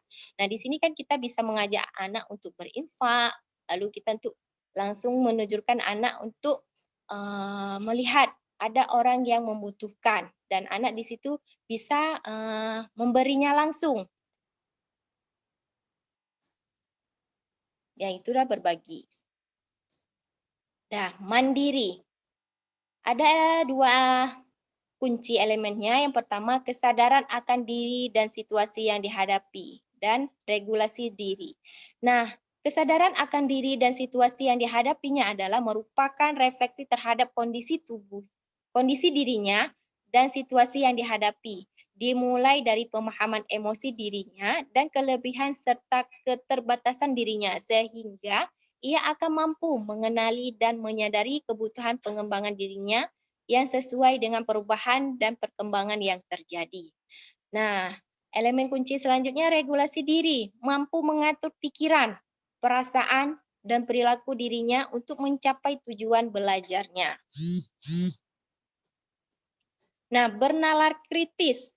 Elemen kuncinya ada 4 poin, memperoleh dan memproses informasi dan gagasan, menganalisis dan mengevaluasi penalaran, merefleksi pemikiran dan proses berpikir, mengambil keputusan.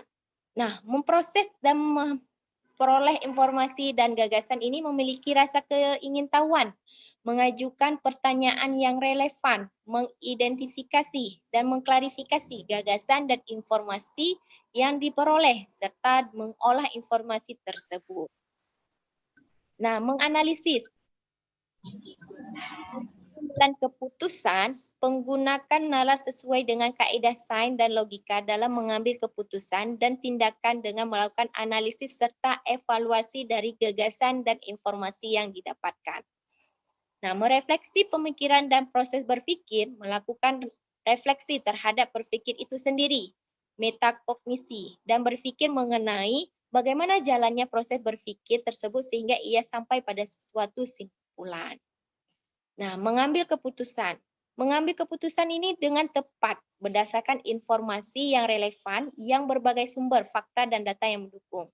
Nah, bernalar kritis ini kan seperti yang saya katakan tadi, kita bisa mengajukan sebuah daun, anak di situ dapat mengamati daun itu. Dan apabila di daun tersebut ada ulat, pasti anak akan, Bunda itu di daunnya ada ulat. Jadi anak di sini sudah termasuk dengan bernalar kritis, mengajukan proses perpikirannya sendiri. Lanjut, Bunda.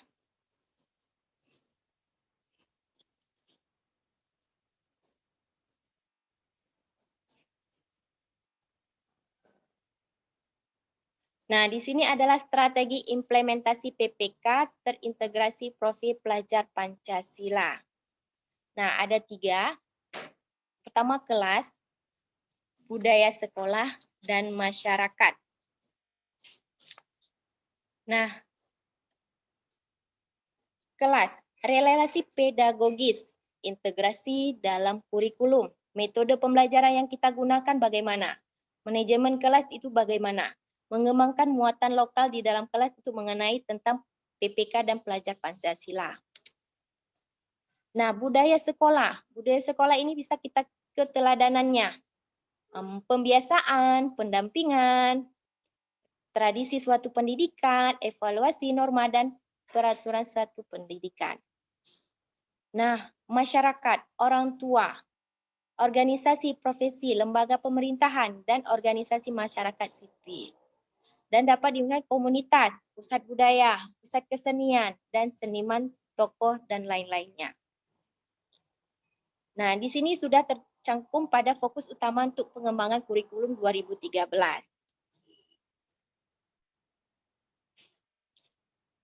Baiklah, hanya ini yang dapat saya paparkan tentang penguatan pendidikan karakter dan profil pelajar Pancasila. Lebih dan kurang saya mohon maaf. Wabillahi taufiq hidayah. Wassalamualaikum warahmatullahi wabarakatuh. Saya kembalikan kepada host, kepada Ibu Ningsi.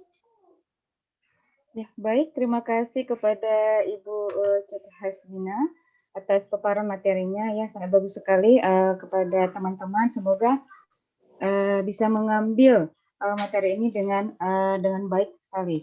Nah, di sini saya bisa menyimpulkan bahwasanya penguatan pendidikan karakter merupakan kegiatan yaitu kepada anak usia dini, yaitu kita itu melalui proses pemodelan, pembiasaan, pembentukan, transformasi, transmisi, dan pengembangan potensi peserta didik dengan cara harmonisasi, yaitu olah hati, olah rasa, dan olahraga. PPK juga terintegrasi oleh 6 profil pelajar Pancasila, yaitu yang pertama berakhlak mulia, di mana diharapkan yaitu peserta didik memiliki karakter berakhlak mulia, itu dengan akhlak yang mulia, pelajar Pancasila bisa berperilaku baik kepada masyarakat dan masyarakatnya. Kemudian profil yang kedua yaitu bernalar kritis, diharapkan yaitu pelajar Pancasila itu memiliki kemampuan untuk beranalisa dan kemampuan memecahkan masalah-masalah yang dihadapinya di kehidupan sehari-hari. Yang ketiga yaitu profil pelajar Pancasila yang kreatif itu di sini pelajar Pancasila memiliki kemampuan untuk hal baru dan menumbuhkan cara-cara lain dan berbeda untuk bisa berinovasi dalam kehidupan sehari-hari. Kemudian yang keempat yaitu kebinekaan global. Itu di sini diharapkan peserta didik memiliki toleransi terhadap perbedaan yang terjadi di dalam kehidupan, yaitu baik lingkungan sekitar maupun lingkungan masyarakat. Kemudian ada profil yang kelima yaitu mandiri. Di sini diharapkan peserta didik mampu secara independen, termotivasi untuk meningkatkan kemampuannya. Kemudian profil yang terakhir yaitu gotong royong. Di sini diharapkan pelajar Pancasila mampu mengetahui cara-cara bergotong royong itu dengan berkolaborasi dan dapat bekerja sama dengan sesamanya. Baiklah, itu kesimpulan saya terhadap penguatan karakter dan 6 profil pelajar Pancasila. Nah, kepada Ibu Cu, terima kasih atas materinya. Baiklah, itu tadi materi kedua.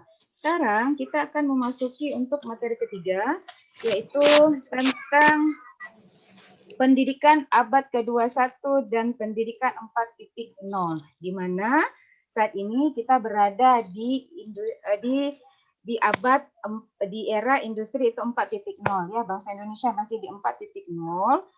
Kemudian di pendidikan abad ke-21 ini diharapkan kita memiliki kemampuan 4C, yaitu di mana peserta didik itu memiliki kemampuan berkolaborasi, berpikir kritis, berkomunikasi, dan juga dapat berpikir kritis. Nah, di sini tidak bisa berlama-lama lagi, tidak usah. Sekarang kita akan mendapatkan materi tersebut dari Ibu Nurul Fajriah, SPD. Kepada Ibu Nurul Fajriah kami persilakan. Baik. Halo? Halo Nini? Ya Bu, oke Bu, udah terdengar. Ya. Biasa nih laptop saya nggak pernah bisa ngomong. Hari ini saya nih pinjam punya keponakan supaya nanti bisa menyampaikan materi ini. Baik, Assalamualaikum warahmatullahi wabarakatuh. Waalaikumsalam warahmatullahi wabarakatuh. Terima kasih Bu Ningsih yang sudah memberi kesempatan kepada saya. Halo, yang telah memberikan kesempatan kepada saya. Baik, langsung kita mulai. Nama saya Nurul Fajriah. Saat ini saya bertugas di TK Kirani Aceh Besar sebagai kepala sekolah. Baik, untuk mempersingkat waktu, mari kita langsung ke materi kita, yaitu pendidikan abad ke-21 dan pendidikan 4. Pindahkan ke atas. 4.0. Bunda, bisa saya share, Bunda? Udah saya share, Bu. Oh, udah. Bisa diperbesar. Maaf nih saya kurang nampak. Dah. Udah kan? Oh, yang udah. Yang udah saya edit, Bunda. Bisa yang udah edit. Bisa saya ganti ya. Oke, ini saya stop Ibu yang share ya. Ya. Oke.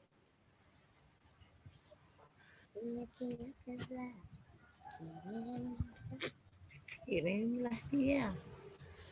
Di sini mau terbang. Suaraku. Gimana Bunda, udah nampak? Udah kelihatan? Sudah. Tapi slide keberapa nih? Belum slide pertamanya. Belum nampak Bu Nurul, masih wajah Bu Nurul. Sebentar ya.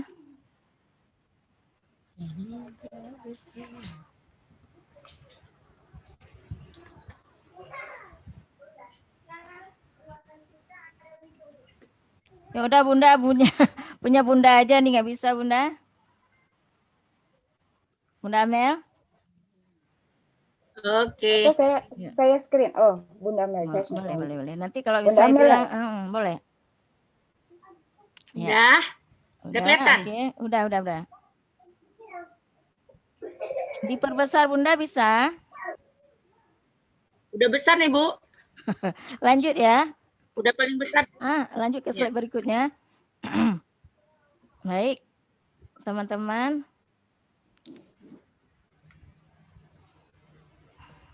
Ini kan? Ya. Tujuan dari pendidikan abad 21 ataupun pendidikan 4.0 diharapkan kepada pendidik anak usia dini agar mampu memahami dan menerapkan strategi pendidikan abad ke-21 dan pendidikan 4.0 dalam proses kegiatan belajar dan mengajar. Gimana suara Bunda saya cepat? Mantap, mantap. Mantap. Lanjut Bunda.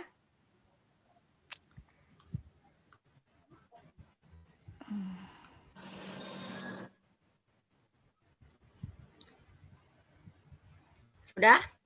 Ya. Sebelum kita masuk ke industri 4.0, saya ingin membahas sedikit tentang pengertian pendidikan abad 21 atau pendidikan 4.0, yaitu pembelajaran yang dirancang untuk generasi abad 21 yang mana teknologi terkini pada arus komunikasi dan informasi berkembang sangat pesat sehingga mampu mempengaruhi segala elemen kehidupan, termasuk pendidikan anak usia dini. Pada era industri 4.0, yaitu di mana perubahan yang besar-besaran dalam bidang industri maupun pertanian untuk dapat meningkatkan produktivitasnya. Yang mana dimulai dari era 1.1, yaitu adanya perkembangan industri di mana menggunakan tenaga uap. Kalau kita misalkan di penggunaan handphone kita ataupun penggunaan alat komunikasi, yaitu dulu kita pada era 1.0 kita menggunakan cara kita berkomunikasi dan masih menggunakan misalnya menulis dengan surat ataupun mengirim surat tanpa menulis surat. Misalnya kita mengirim surat kepada pacar kita menggunakan surat cinta. Nah, kemudian beralih ke era 2.0, yaitu telah adanya listrik, di mana kita berkomunikasi dapat menggunakan telepon yang kita pasangkan dulu ke alat listrik, baru kita bisa berkomunikasi. Juga ditandai dengan adanya pabrik perakitan mobil. Dari 2.0 beralih ke 3.0, di mana sudah adanya komputer dan adanya robot. Dari 3.0 beralih ke 4.0, di mana pada era 4.0 sudah adanya alat-alat industri yang sangat canggih. Misalnya di alat komunikasi sudah adanya handphone ataupun smartphone, yang mana dulu kita menggunakan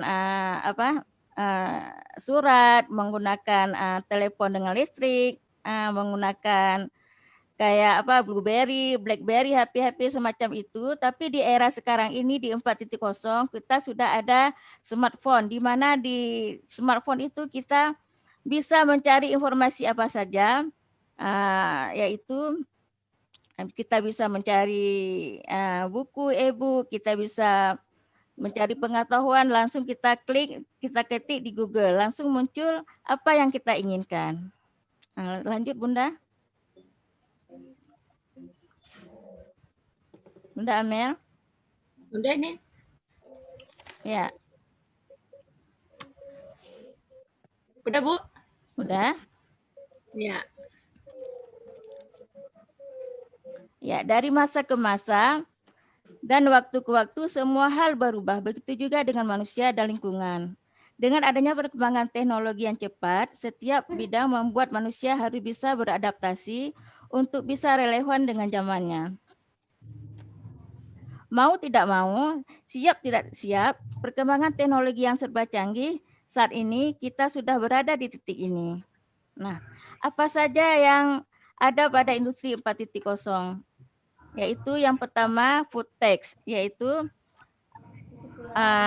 teknologi makanan. Yang pertama, smart food factory, yaitu pabrik-pabrik atau makanan yang sudah menggunakan teknologi seperti robot dalam membuat kue di perusahaan luar negeri, misalnya di Jepang. Mereka tidak lagi menggunakan tenaga manusia, tetapi sudah menggunakan robot untuk membuat kue.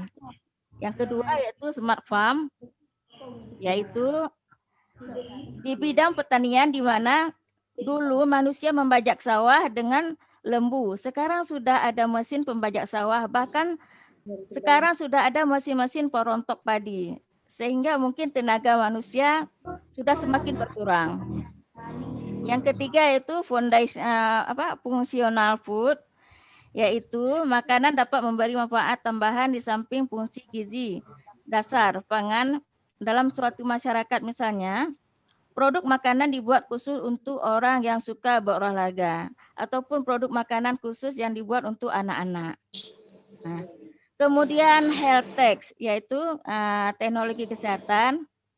Yang pertama, smart health. Smart health yaitu pelayanan kesehatan yang lebih efektif dan efisien sehingga dapat mengurangi biaya layanan. Misalnya, dulu kita saat akan berobat harus mengambil nomor antrian dan kita harus menunggu berjam-jam. Tapi pada saat ini kita cukup dengan menggunakan handphone kita untuk mengambil nomor antrian, sehingga pada saat kapan kita kena jadwal untuk mengunjung, ditelepon sama orang yang di sana ataupun yang bertugas sebagai pelayanan. Terus telemedicine. Telemedicine yaitu strategi alternatif yang dapat menghubungkan pasien dengan ahli atau dokter sehingga permasalahan pasien dapat teratasi dengan segera. Misalnya sekarang sudah adanya Halodoc, kita langsung bisa mengklik di HP kita Halodoc, kita bisa langsung berkonsultasi dengan dokter tanpa harus datang menemui dokter, dan hal itu juga bisa membuat kita mengurangi biaya. Mungkin kalau kita ke dokter bisa menghabiskan biaya sekali konsul bisa menghabiskan biaya 150.000. Mungkin dengan adanya teknologi yang canggih ini sekali kita konsultasi mungkin hanya bisa menghabiskan biaya kita 25.000 saja. Terus medical wellness device yaitu semacam penjualan obat-obatan melalui aplikasi. Kita di sana bisa melihat produk-produk obat dan kandungan obat. Biasa kita membeli memesan itu biasa melalui Tokopedia.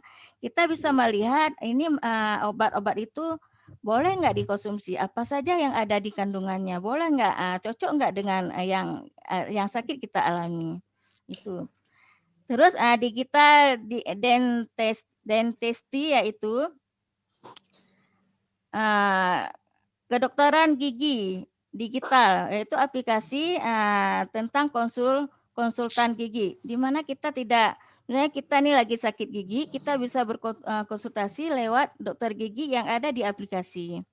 Terus silver economy, yaitu layanan kesehatan yang dikhususkan untuk orang-orang yang lanjut usia, sekaligus menjual produk-produk kesehatan khusus untuk orang-orang yang lanjut usia. Kemudian autotech yaitu teknologi otomatis seperti robot. Seperti saya katakan tadi, sekarang di pabrik-pabrik sekarang sudah menggunakan tenaga robotik sehingga manusia ini tidak lagi digunakan. Karena dengan menggunakan robotik itu robot mungkin menghemat biaya dan waktunya efisien, lebih cepat dengan menggunakan tenaga manusia. Yang kedua, smart logistik. Smart logistik di sini yaitu truk-truk yang dilengkapi dengan sebuah sistem yang berfungsi untuk menyimpan data dan jumlah barang yang akan dikirim. Jadi di sini di dalam truk tersebut sudah tersedia berapa muatan yang memuat di situ. Jadi tidak usah lagi kita menggunakan tenaga manusia untuk melihat, untuk mengecek apa saja barang-barang yang sudah masuk ke dalam truk tersebut. Karena truk tersebut sudah bisa mendeteksi sendiri berapa muatan barang yang sudah masuk ke dalamnya. Terus smart energy. Smart energy yaitu alat untuk memantau atau memonitoring misalnya terhadap penggunaan listrik melalui ponsel, sekaligus juga dapat memprediksi pemakaian listrik pada akhir bulan. Biasa dikirim melalui misalnya kita untuk bulan ini berapa ya kira-kira penggunaan arus listrik yang sudah kita gunakan. Jadi kita dapat mengeceknya melalui handphone yang saat ini kita gunakan, dan mungkin ada aplikasi khusus nanti bisa kita download melalui HP tersebut. Terus smart building, yaitu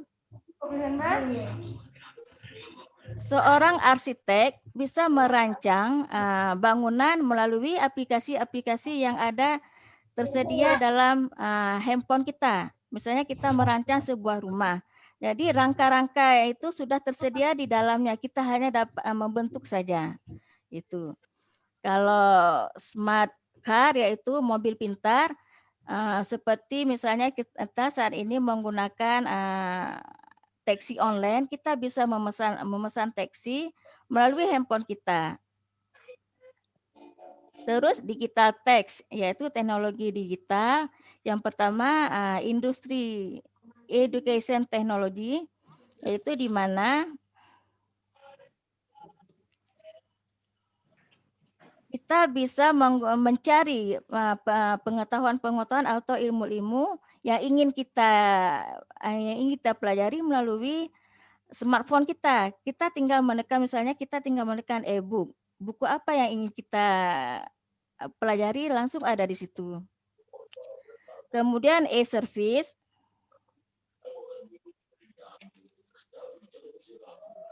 E-service adalah layanan online yang tersedia di internet. Misalnya pengaduan tentang matinya listrik. Nah, di rumah saya kebetulan saya sering mati listrik. Entah kenapa kami berdua dengan rumah kakak itu dalam 1 bulan bisa mati 2 kali. Jadi kita untuk mengadunya langsung kita bisa menelepon layanan di listrik dengan menggunakan smartphone kita. Kita tidak usah lagi datang ke ke PLN untuk mengadunya. Nanti kita dikasih nomor pengaduan, pada saat mereka menelepon kembali kita beri nomor pengaduan itu. Dan langsung listriknya kembali menyala. Terus komersi, yaitu penjualan atau pemesanan produk barang melalui alat-alat elektronik. Seperti adanya sekarang online all shop ya, online shopping. Kita bisa memesan apa saja, baju-baju ataupun kosmetik ataupun alat-alat apa saja, alat rumah tangga, alat elektronik melalui smartphone kita. Kita tidak usah lagi datang ke toko untuk berbelanja. Jadi kita bisa memesan, bisa mentransfer langsung melalui smartphone kita. Kemudian fintech. Fintech yaitu semacam pembayaran jarak jauh, misalnya menggunakan mobil banking. Kita misalnya membeli barang, langsung kita menggunakan mobil banking. Beberapa yang harus kita bayar, kita klik saja langsung, kita bayar, kita ketik mau bayar kita misalnya seharga 2 juta, langsung sampai ke sana. Jadi kita tidak usah datang lagi ke bank untuk membayar. Kemudian di kultur tech, yaitu teknologi budaya, yaitu yang pertama movie industri, di mana kita dapat menonton segala film-film melalui smartphone kita. Kita tidak usah lagi datang ke bioskop, langsung kita download mau film apa kita, langsung ada di smartphone kita. Lifestyle Bix, yaitu gaya hidup kita. Misalnya kita mau melihat gimana budaya hidup di negara lain. Kemudian smart tourist. Smart tourist di sini yaitu misalnya kita ingin berpergian ke Jakarta. Kita langsung bisa memesan tiket kita melalui HP kita. Jadi kita tidak usah lagi membawa tiket. Jadi kita di sana sudah ada nomor pesanannya. Kita juga bisa melihat penerbangan kita juga bisa memesan hotel melalui handphone kita, yaitu yang dinamakan dengan smart tourist. Terus desain teks. Desain teks itu kita bisa merancang, misalnya merancang baju, merancang apa saja melalui teknologi masa kini. Nah, begitu canggihnya dunia sekarang, bunda-bunda, sehingga tenaga manusia semakin berkurang. Orang-orang sekarang mungkin tidak lagi menggunakan tenaga manusia. Yang pertama karena memang biayanya tenaga manusia itu memperlambat produktivitas pabrik. Jadi alangkah sayangnya kalau kita tidak bisa bersaing dengan dunia yang secanggih ini sekarang. Kita masih terlena dengan dunia kita yang lalu, dunia di mana kita lahir di era 3.0. Jadi kita harus membawa diri kita ke era sekarang. Lanjut Bunda. Bunda Amel. Ya. Pertanyaannya, apakah kita sudah menyiapkan peserta didik kita untuk masuk ke dunia untuk bersaing? Insya Allah Bunda ya. Jangan lagi kita terlena dengan era kita Bunda ya. Kita harus bisa menyiapkan peserta didik kita untuk bersaing di masa yang akan datang. Ya. Lanjut Bunda. Nah. Lanjut Bunda. Ya. Perubahan paradigma belajar mengajar. Ya, dulu kita berpusat pada guru. Sekarang kita berpusat kepada siswa. Dulu hanya satu jalan, satu arah. Sekarang sudah banyak arah yang harus ini sama guru. Dulu pasif, sekarang aktif. Anak yang mencari pengetahuan sendiri. Active inquiry. Anak yang mencari pengetahuan sendiri. Dulu atypical, sekarang sudah real world contact. Dulu hanya misalnya sekarang kita harus belajar di dunia nyata, harus pembelajarannya harus sesuai dengan kehidupan sehari-hari.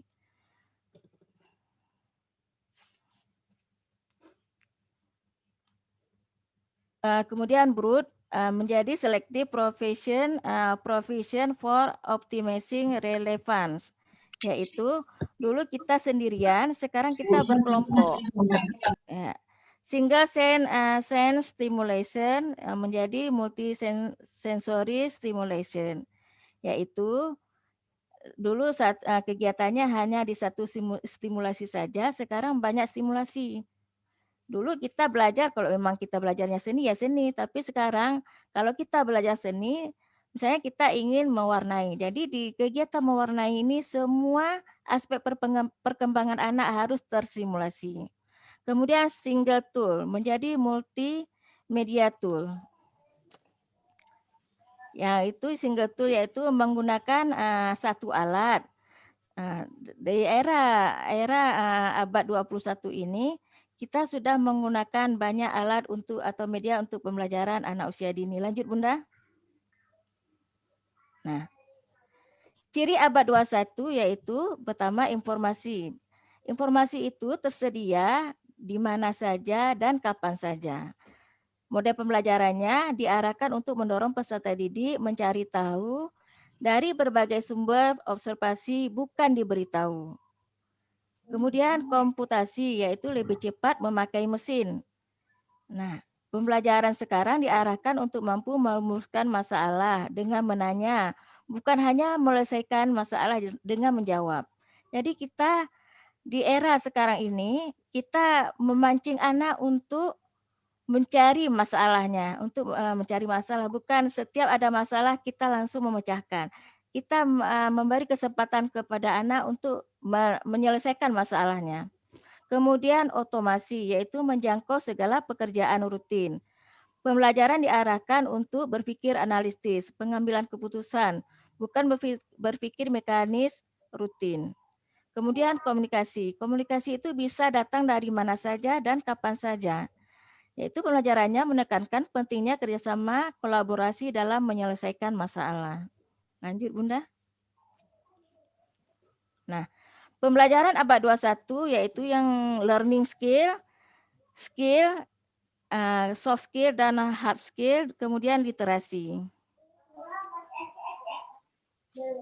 Learning skill yaitu kemampuan seseorang untuk menangkap semua hal yang ia pelajari.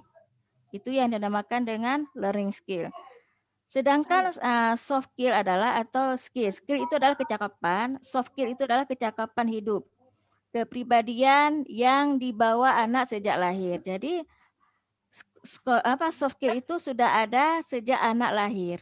Sedangkan hard skill adalah sesuatu yang dapat dipelajari. Contohnya bagi anak usia dini, kemampuan dia menulis, mewarnai, dan lain-lain.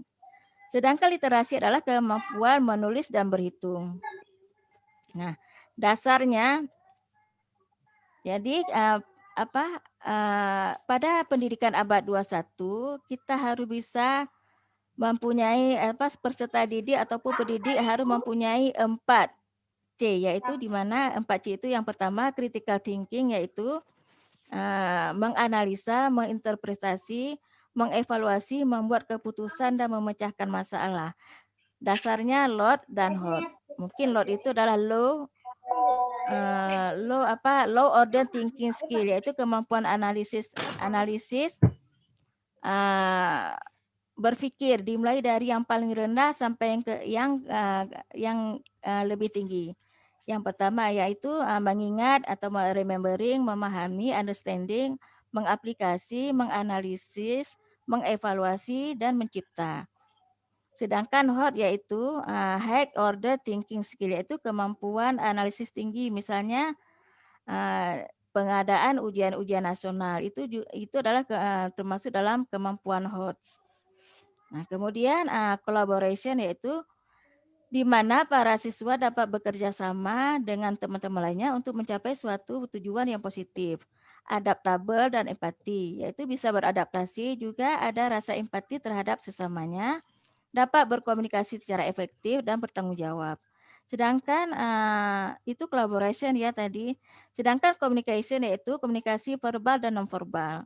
Verbal adalah yang mampu berbicara, sedangkan non-verbal adalah misalnya dengan gerakan-gerakan atau mimik-mimik yang ia perlihatkan. Komunikasi cetak dan elektronik. Kita juga harus bisa mampu menulis, harus bisa menggunakan alat-alat elektronik. Yang ketiga, keterampilan mendengar. Keempat, keterampilan mengekspresikan pikiran. Sedangkan creativity yaitu ide baru yang positif dan inovatif, mengembangkan ide yang sudah ada, menanggapi ide orang lain. Lanjut Bunda. Ini pembahasannya panjang ya, apalagi di sini banyak bahasa Inggris. Mohon maaf mungkin saya tadi membacanya kurang pinter ya bahasa Inggrisnya. Jadi mohon maaf mungkin di sini ada yang pandai bahasa Inggris bisa diperbaiki. Nah, pertanyaannya, apakah stimulasi yang kita berikan pada peserta didik sudah menekankan pada soft skill? Nah, jadi di abad 21 ini pendidikannya lebih banyak ke karakter. Mudah-mudahan ya kita mencetak anak-anak itu bisa menekankan pada soft skill-nya sehingga pada saat dia dewasa nanti dia mudah dalam mencari pekerjaan. Karena sekarang soft skill itu lebih diutamakan daripada hard skill. Lanjut Bunda.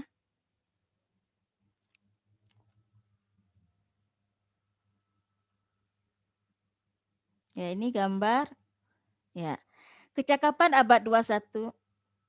Ya, kecakapan mana Bunda? Ya, pendidikan abad 21 yaitu pendidik abad 21 yaitu pendidik yang mampu menyesuaikan diri dengan zamannya. Kita hidup di zaman teknologi canggih. Jadi pendidik itu harus bisa menggunakan, minimal harus bisa menggunakan WA, Bunda. Karena zaman sekarang ini kita berkomunikasi dengan peserta didik maupun dengan orang tua melalui WA. Kita tidak datang lagi ke rumah-rumah. Ya, jadi kita harus bisa beradaptasi dengan alat-alat yang canggih seperti saat ini. Kita harus bisa memberikan pendidikan melalui misalnya kita syuting, kita membuat program-program bisa membuat video pembelajaran. Ya, jadi kita bisa menyampaikan langsung ke orang tuanya bahwa ini pembelajaran yang akan kita berikan untuk esok hari melalui video pembelajaran yang kita buat. Kemudian komunikasinya berkesan, bervisi, suri teladan, pengambil resiko, bekerja secara kolaboratif. Kita harus mampu bekerja sama dengan teman-teman ataupun kolega kita. Menjadi pemimpin, minimal kita bisa memimpin di kelas kita. Terus senantiasa belajar. Kita ini pendidik abad 21 ini tidak boleh bermalas-malasan. Kita harus selalu menuntut ilmu.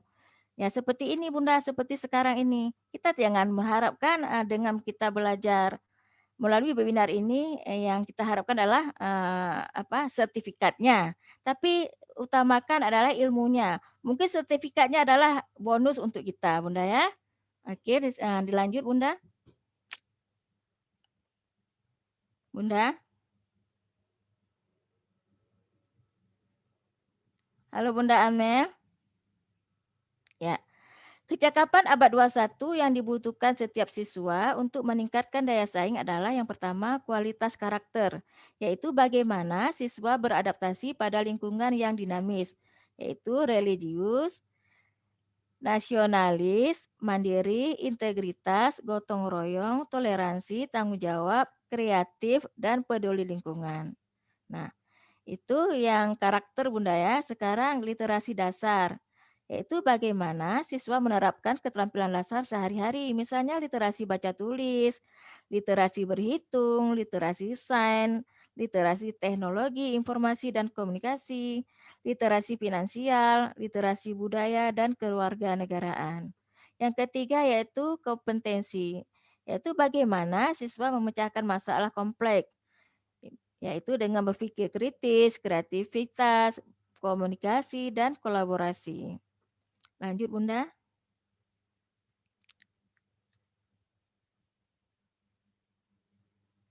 Bunda. Ya. Diagram metode pengajaran berdasarkan pedagogi dan teknologi yaitu High Tech Teacher Center, yaitu berpusat itu teknologi yang tinggi yang berpusat pada guru, kemudian High Tech Student Center yaitu kemampuan teknologi yang tinggi yang berpusat kepada siswa, kemudian Low Tech Teacher Center yaitu rendahnya teknologi yang berpusat pada guru, Low Tech Student Center yaitu teknologi yang rendah yang berpusat kepada siswa. Lanjut Bunda.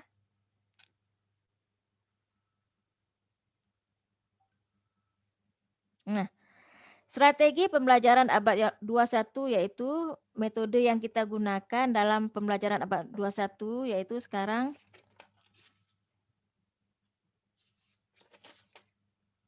yaitu metode yang pertama ceramah. Mungkin hal ini sering ya bunda-bunda kita lakukan di kelas ataupun di sekolah, kita selalu memberi materi terhadap anak dengan cara berceramah. Kemudian praktek atau praktikum. Praktek itu bisa misalnya kita menyediakan kalau di TK misalnya kegiatannya tentang tanaman. Tanaman misalnya tanaman buah. Kita bisa mengajak anak untuk melakukan praktikum misalnya bagaimana cara membuat jus, misalnya jus apel, bagaimana menggunakan teknologi sederhana yang ada, misalnya menggunakan mixer, blender, menggunakan memerah alat jeruk dengan sederhana, itu praktikum. Kalau smart group discussion yaitu di sekolah kita juga bisa membentuk grup-grup besar untuk melakukan diskusi tentang pembelajaran. Kemudian role play atau simulation yaitu kita bisa menggunakan bermain peran ataupun simulasi. Misalnya kalau simulasi itu praktek, misalnya praktek sholat, praktek ibadah haji, agar pembelajarannya lebih bermakna bagi anak. Kemudian case study presentation, yaitu kita bisa menggunakannya dengan cara presentasi. Lalu bagaimana dengan presentasi pada anak usia dini? Ya, pada anak usia dini presentasi yang mereka lakukan adalah misalnya setelah mereka bisa mewarnai, mereka bisa mempresentasikan misalnya Bunda, alhamdulillah saya sudah bisa mewarnai, saya sudah bisa mewarnai bunga ini tidak keluar garis. Itu presentasi bagi anak-anak. Mungkin kalau presentasi bagi orang dewasa berbeda Bunda ya. Kita memaparkan apa yang kita kerjakan secara berkelompok, kita datang ke depan, kita bahas apa yang sudah kita kerjakan bersama. Beda dengan anak usia dini. Anak usia dini presentasinya dalam bentuk apa yang sudah dia kerjakan, dia sampaikan kepada kita keberhasilannya. Terus discovery learning yaitu belajar dengan cara menemukan sesuatu. Ya. Terus self directed learning yaitu kemampuan peserta didik dalam mengambil inisiatif terhadap pembelajaran. Misalnya Bunda, oh ya Bunda saya besok mau belajar ini Bunda. Jadi bukan guru lagi yang menentukan pembelajaran untuk anak. tema untuk anak, tapi anak sendiri yang menentukan tema belajar apa yang dia inginkan hari ini maupun esok hari. Kemudian project basic learning yaitu pembelajaran berbasis proyek, di mana guru mengajak anak-anak untuk melakukan sesuatu pekerjaan. Misalnya, ayo nak kita hari ini belajar cara menanam tanaman. Apa-apa saja yang bahan-bahan yang kita butuhkan untuk menanam misalnya menanam bunga mawar. Nah, itu dia. Kemudian cooperative learning yaitu pembelajaran yang mengharapkan agar peserta didik mampu bekerja sama dengan temannya. Collaborative learning yaitu merupakan cara belajar dengan cara berkelompok, baik itu 2 ataupun lebih dalam satu kelompok. Kemudian contextual instruction yaitu pembelajaran yang mengaitkan materi yang diajarkan dengan situasi yang nyata. Kalau di TK misalnya kita mengajarkan anak misalnya bagaimana cara mencuci pakaian yang bagus, yang benar. Cara menggosok baju yang benar, cara mencuci piring, itu pembelajaran kontekstual yang menghubungkan dengan kehidupan dia sehari-hari. Kemudian problem learning, problem basic learning yaitu pembelajaran dengan pemecahan masalah. Lanjut Bunda.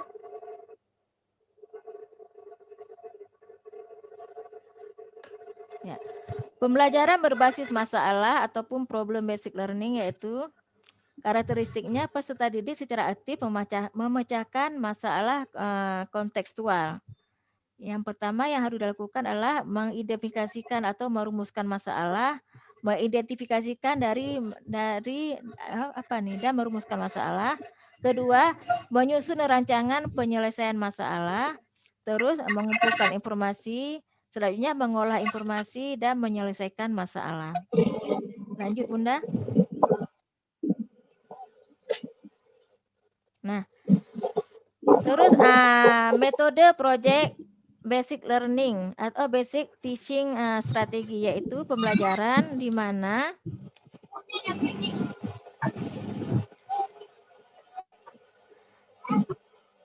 siswa atau peserta didik diajak untuk melakukan suatu proyek.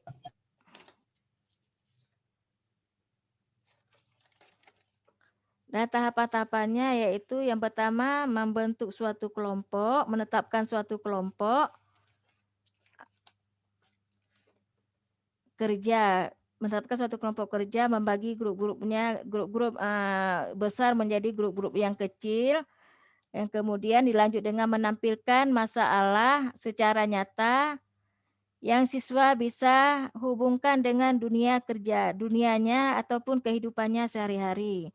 Kemudian set the parameter for completing the project, yaitu menetapkan ukuran menyelesaikan proyek. Yang keempat, teacher consultation, input ataupun feedback, yaitu masukan-masukan dari guru. Guru di sini adalah sebagai fasilitator, bukan sebagai yang menjawab masalah.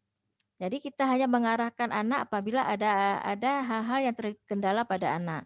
Kemudian final product share with learn group, yaitu hasil akhir ditampilkan di depan grup yang lebih besar. Jadi setelah kita bentuk tadi grup-grup kecil, mereka sudah bekerja, nanti hasil yang sudah mereka kerjakan akan mereka presentasikan di hadapan grup besar. Itu metode pembelajaran dengan project. Lanjut Bunda. Lanjut.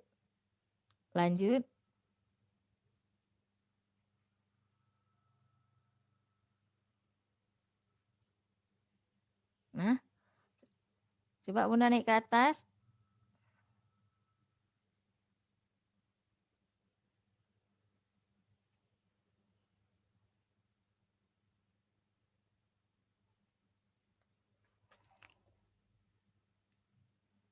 Ya, mungkin sudah selesai Bunda. Bunda lanjutkan ke bawah Bunda.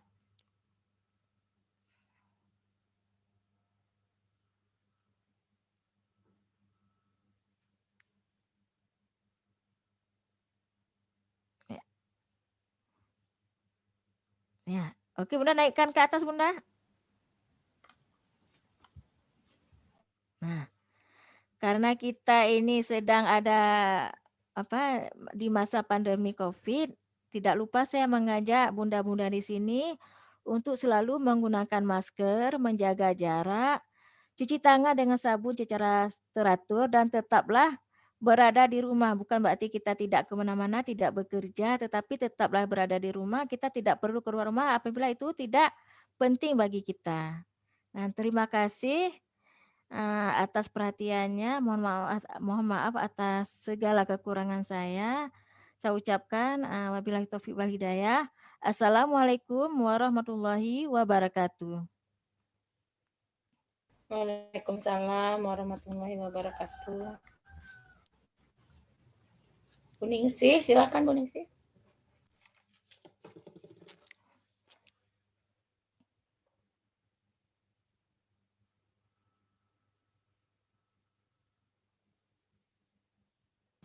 Bu Ningsih, apakah ada di ruangan atau terpental?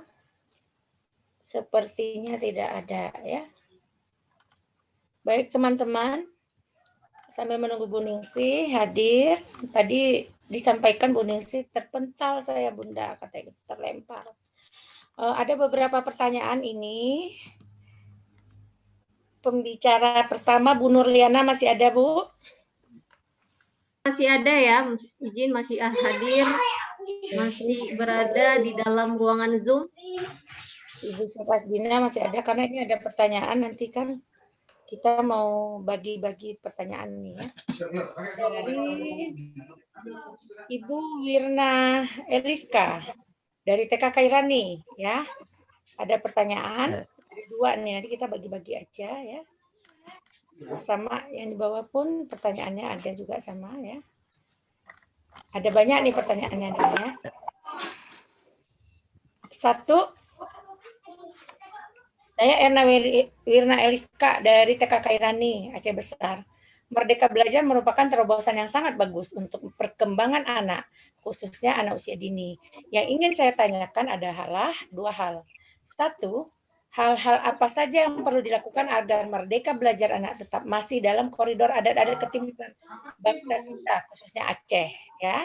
Pertanyaan kedua, apa saja yang bisa dilakukan agar anak bisa terstimulus mengemukakan pendapatnya? Terima kasih. Mungkin ini pertanyaan ditujukan buat Bu Nurliana. Silakan Ibu. Baik, saya akan mencoba menjawab ya pertanyaan dari Bunda Wirna ya dari TK Kairani. Sangat mengapresiasi sekali pertanyaan dari Bunda Wirna ya. Hal apa saja yang perlu dilakukan agar Merdeka Belajar ini dapat terlaksana, tapi kita masih tetap berada di koridor ini ya, timuran ya, apalagi kita berada di wilayah Aceh ya. Jadi Bunda, sebetulnya harapan dari Menteri Pendidikan mengenai Merdeka Belajar ini berharap perbaikan pendidikan Indonesia akan lebih cepat terwujud. Sebagai contoh yang memang saya sampaikan tadi, seorang penulis yang menulis dalam buku Freedom to the Learn itu pada tahun 1965 karena mereka mengamati tindak tanduk usia anak usia 4-6 tahun, karena di luar ya di USA sampaikan kultur di sana memang budaya komunikasi mereka merdeka dalam berkomunikasi. Nah, bagaimana kita selaku masyarakat Aceh tetap memegang adat istiadat kita Indonesia dan khususnya di Aceh. Nah, Ayah Bunda itu kita kembalikan lagi ke orang tuanya masing-masing. Kita semua sepakat ya, karena memang ada hadis yang menyatakan al-ummi al-madrasatul ula, ummi al-madrasatul ula. Jadi orang tua atau ibu adalah memang pendidikan pertama bagi anak kita sendiri, apalagi anak didik ya. Kalau memang kita ingin melihat dan kita ingin mengetahui sifat dan karakter peserta didik kita, maka bisa kita lihat dari anaknya seperti apa. Karena anak kita itu merupakan cerminan kita, bagaimanapun sikap dan karakter kita biasanya akan ditiru dan dimodifikasi oleh anak kita sendiri.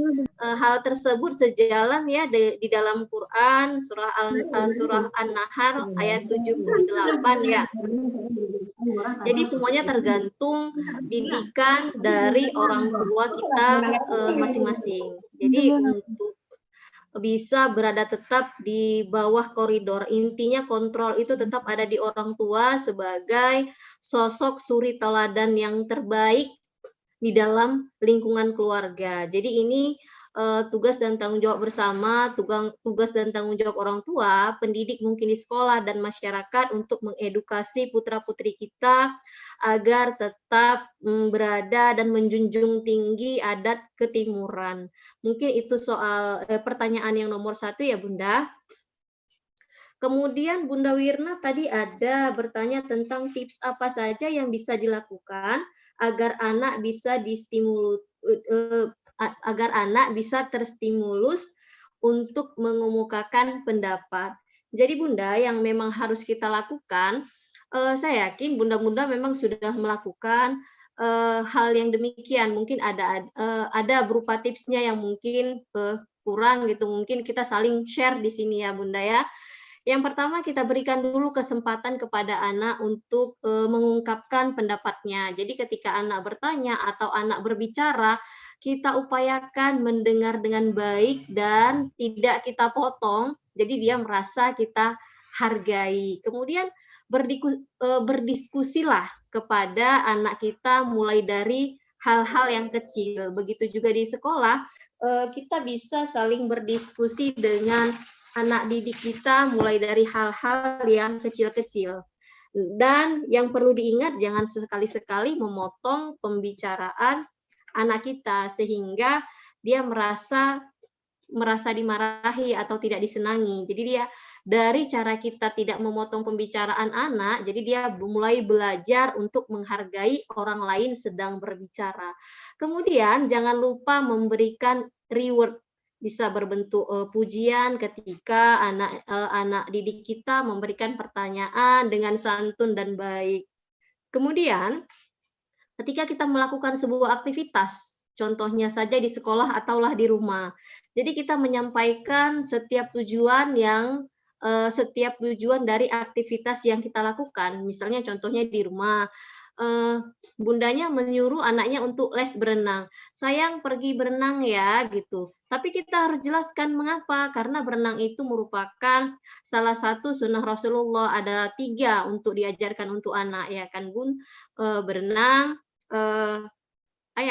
berenang, naik kuda, satu lagi memanah. Jadi kita bilang selain sunnah, dia juga termasuk salah satu jenis olahraga yang baik untuk tubuh. Nah, selanjutnya untuk tips mungkin karena kita di pendidikan anak usia dini ya Bunda, kalau mungkin anak usia 2-3 tahun, hal yang perlu kita lakukan untuk menstimulasi anak-anak untuk baik atau untuk berani mengemukakan pendapatnya adalah yang pertama, kita dorong anak untuk melakukan kegiatan yang paling dia sukai. Kita cari kegiatan yang mereka sukai. Kemudian, selain kita berkomunikasi, kita yang perlu kita tekankan, hindarkan sikap menyalahkan bila anak melakukan kesalahan. Karena ketika kita langsung menyalahkan, anak menjadi takut dan efeknya nanti dia tidak akan mandiri. Selalu takut menunggu petuah dan menunggu perintah dulu dari uminya atau dari ayah bundanya. Karena dia selalu disalahkan. Kemudian untuk menstimulasi anak 4-6 tahun nih, karena anak cenderung sudah mulai bereksplor ya, sudah mulai banyak tahunya, jadi tentunya dia sudah mulai banyak bertanya-tanya. Jadi peran di sini yang paling sangat berperan adalah orang tua, guru, dan pengasuh anak untuk berpikir kritis.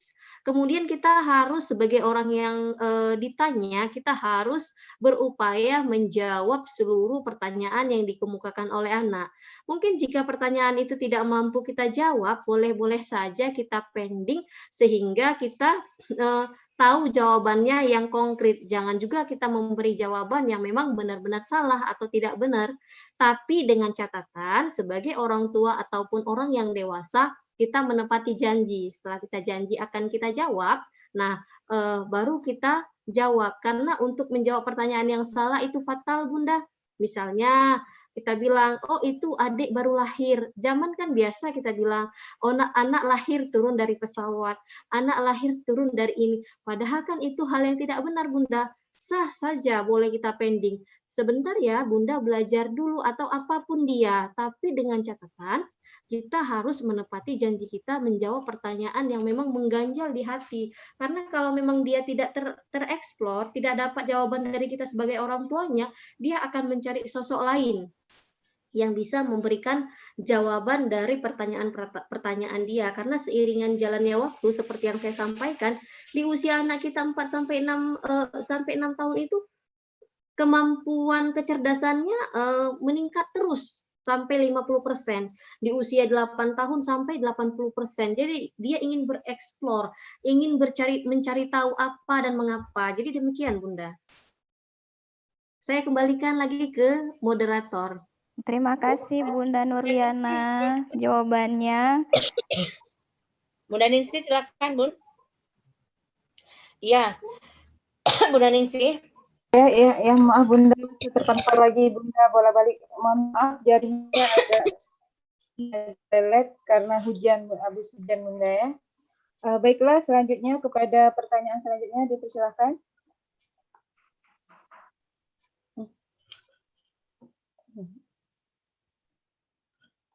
Dari Bu Wirna juga nih pertanyaannya nih, banyak pertanyaannya. Oh, ada lagi.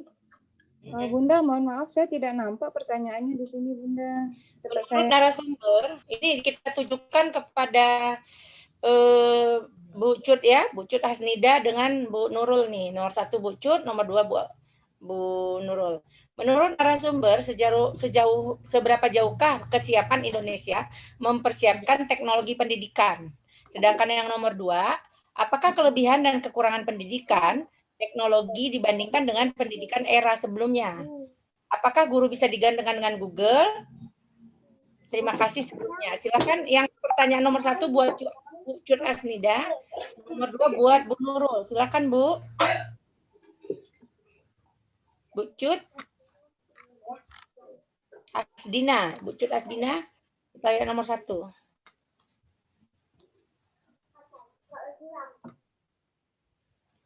Bu Cut Hasdina udah nggak ada ya? Boleh dijawab sama Bu Nurul? Silakan Bu. Oh, nambah dana.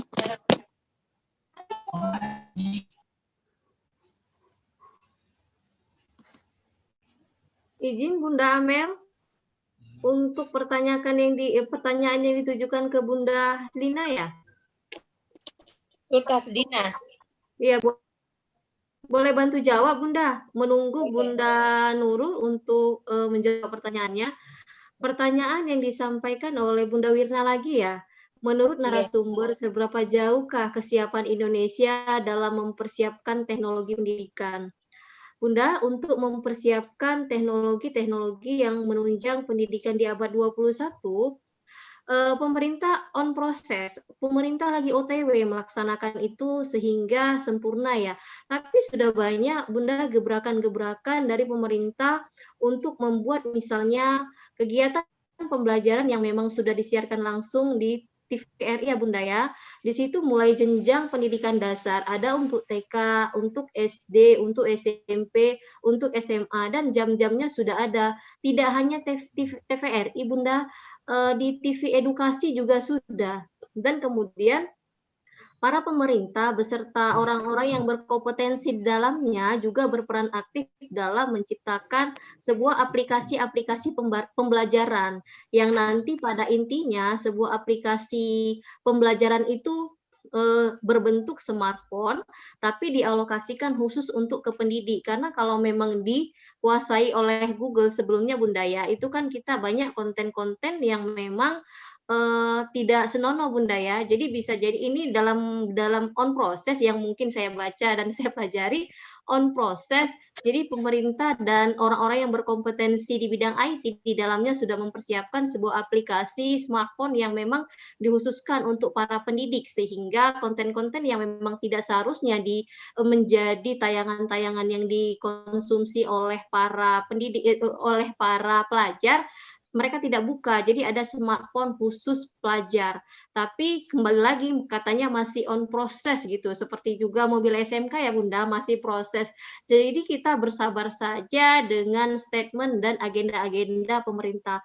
Pada intinya pemerintah tidak diam dan duduk santuy. Jadi mereka tetap mempersiapkan dan tetap berusaha agar Indonesia juga siap dengan tantangan di abad 21 ini. Demikian Bunda Wirna, saya kembalikan kepada moderator. Bu Nurul dapat menjawab yang nomor 2 ya. Apakah kelebihan dan kekurangan pendidikan di teknologi dibandingkan dengan pendidikan era sebelumnya? Apakah guru bisa digantikan dengan Google? Monggo Bu. Ya, halo Bunda, bisa dengar? Bisa, bisa. Ya baik, Bunda, terima kasih atas pertanyaannya. Dan pertanyaan ini sungguh bagus dan luar biasa. Ya baik, saya akan menjawabnya.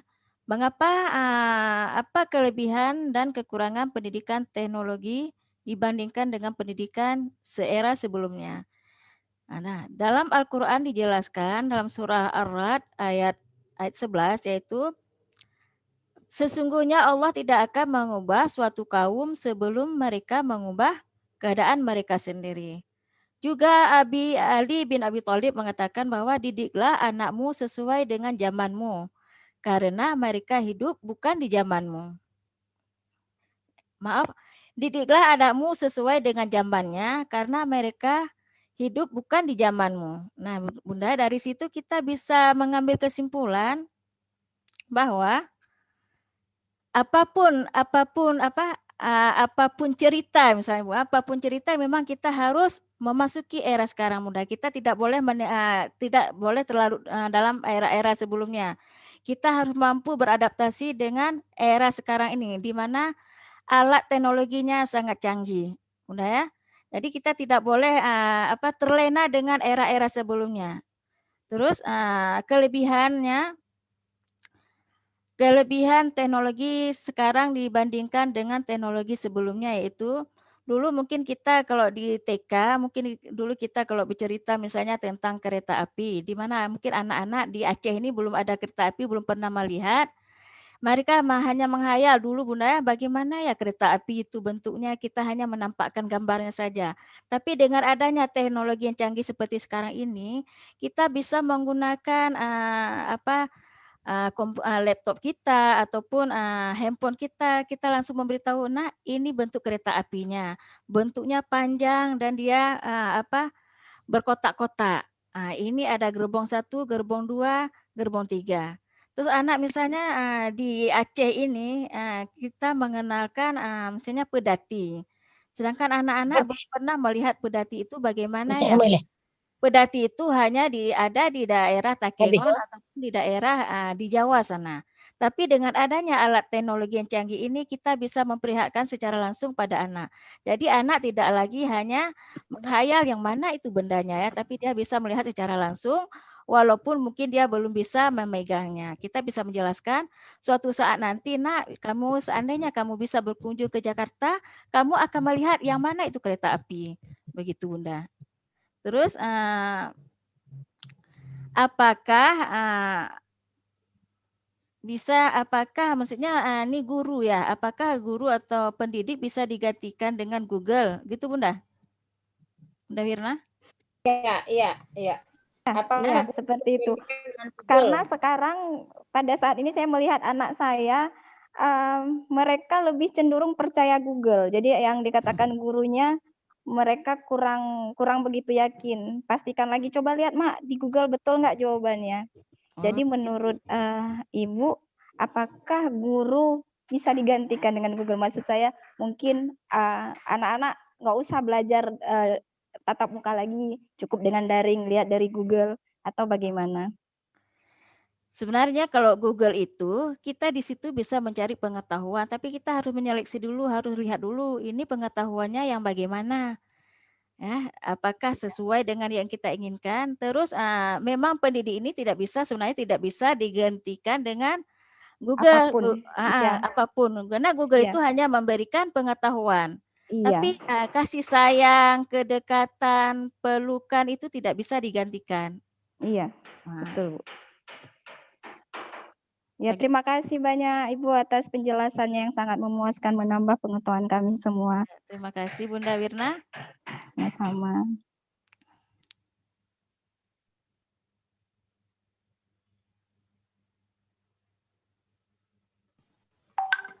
Bu Ya, Bunda. Ningsih, mana Bu?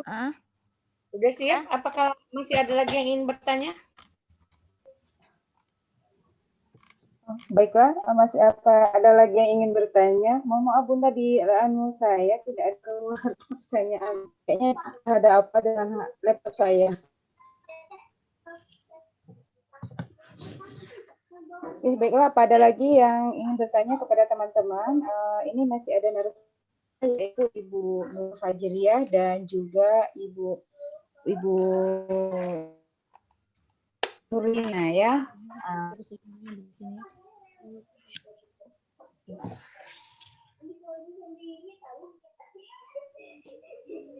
Bu Ningsih, sudah tidak ada kayaknya Bu Ningsih. Oh, tidak ada? Oh, sepertinya tidak ada lagi yang ingin bertanya.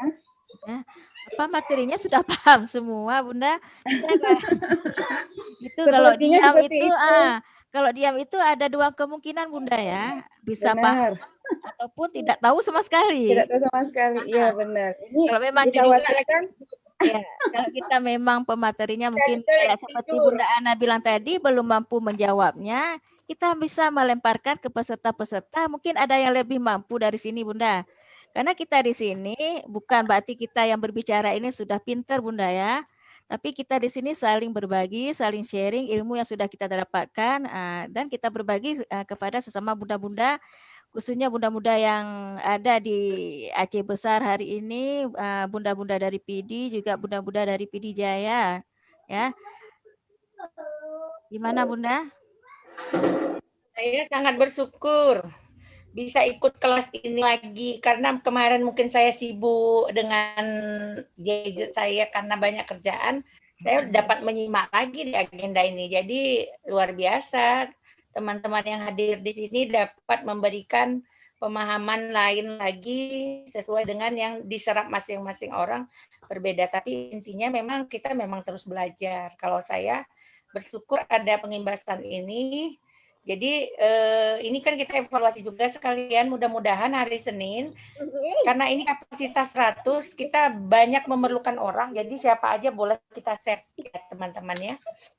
Itu saja mungkin dari saya nggak bertanya, cuman memberikan testimoni aja, alhamdulillah sangat bersyukur bisa ikut menemani teman-teman, kecuali nanti kalau saya sedang tidak bisa sedang tidak bisa di Zoom mungkin. Saya mohon maaf ya. Silakan Bu Ningsih ditutup aja mungkin. Oke. Baiklah Bunda, sayang sekali ya dengan adanya materi yang segini banyak, tapi pertanyaannya cuma kayaknya 2 orang aja tadi ya. Saya boleh nggak Ibu Bunda? Assalamualaikum. Iya. Salam. Iya. Bunda Maaf telat ini ya Ibu. Telat masuk. Tadi mendengarkan lagi di jalan. Ini baru stay duduk manis. Saya sepintas lalu tadi. Ibu Dewi Sartika dari Aceh Besar ya Bu? Oke ya, dipersilakan Ibu. Saya mau, karena mendengarkannya dari jalan sepintas lalu, mau mendengarkan lebih jelas lagi mengenai pembelajaran yang tadi Ibu Nurul sampaikan. Setelah anak melakukan suatu pembelajaran, sudah kita mengadakan refleksi, sudah semua, itu anak bisa menentukan tema selanjutnya. Nah, itu saya ingin tahu prosesnya, sedikit saja ingin tahu bagaimana. Kita kan kalau anak harus menentukan tema selanjutnya, berarti kan sebelumnya kita sudah menentukan tema yang untuk 1 semester begitu. Itu aja saya rasa Ibu yang saya. Baik Bunda. Mungkin ini ada hubungannya dengan Merdeka Belajar Bunda ya. Iya. Nah, di sini sebenarnya Bunda bukan berarti menentukan tema besok kita tema ini Bunda. Tema sudah kita atur, tetapi kan ada subsub temanya. Misalnya ini tema binatang hari ini. Kita anak bebas mengungkapkan besok kita kami anak-anak itu mau belajar apa ya, binatang apa ya gitu. Kita kan sudah menyusun temanya, ada tema-tema yang kok Merdeka Belajar itu tema-temanya mungkin kita lemparkan ke anak-anak, besok kita mau belajar apa ya? Baru mungkin kita membuat RPPH-nya gitu Bunda. Oh ya. Tapi banyak pendapat anak-anak kan tidak sama Bunda. Tapi kita bisa mengambil kesimpulan, jangan hari ini kita belajar yang ini ya, besok kita belajar yang kemarin diusulkan teman kita yang ini. Nah itu. Besoknya lagi. Ya. Berarti pada pemahamannya masih juga tetap guru yang ikut juga menentukan begitu ya Bunda ya? Guru hanya mengikuti keinginan anak, tapi masih dalam koridor tema yang kita tentukan, Bunda. Oh iya begitu. Jangan nanti tema binatang, anak-anak inginnya tema alam semesta. Itu mungkin agak jauh, mungkin sekali boleh Bunda. Mungkin anak-anak kan sudah bosan dengan tema binatang, maunya dia tema alam semesta. Ayo kita ajak anak-anak ke laut, di sana kita mungkin menemukan keong. Nah, di tema binatang itu bisa kita selipkan tema yang kita inginkan, Bunda. Ya, tema alam semesta. Ayo kita ajak anak-anak ke laut.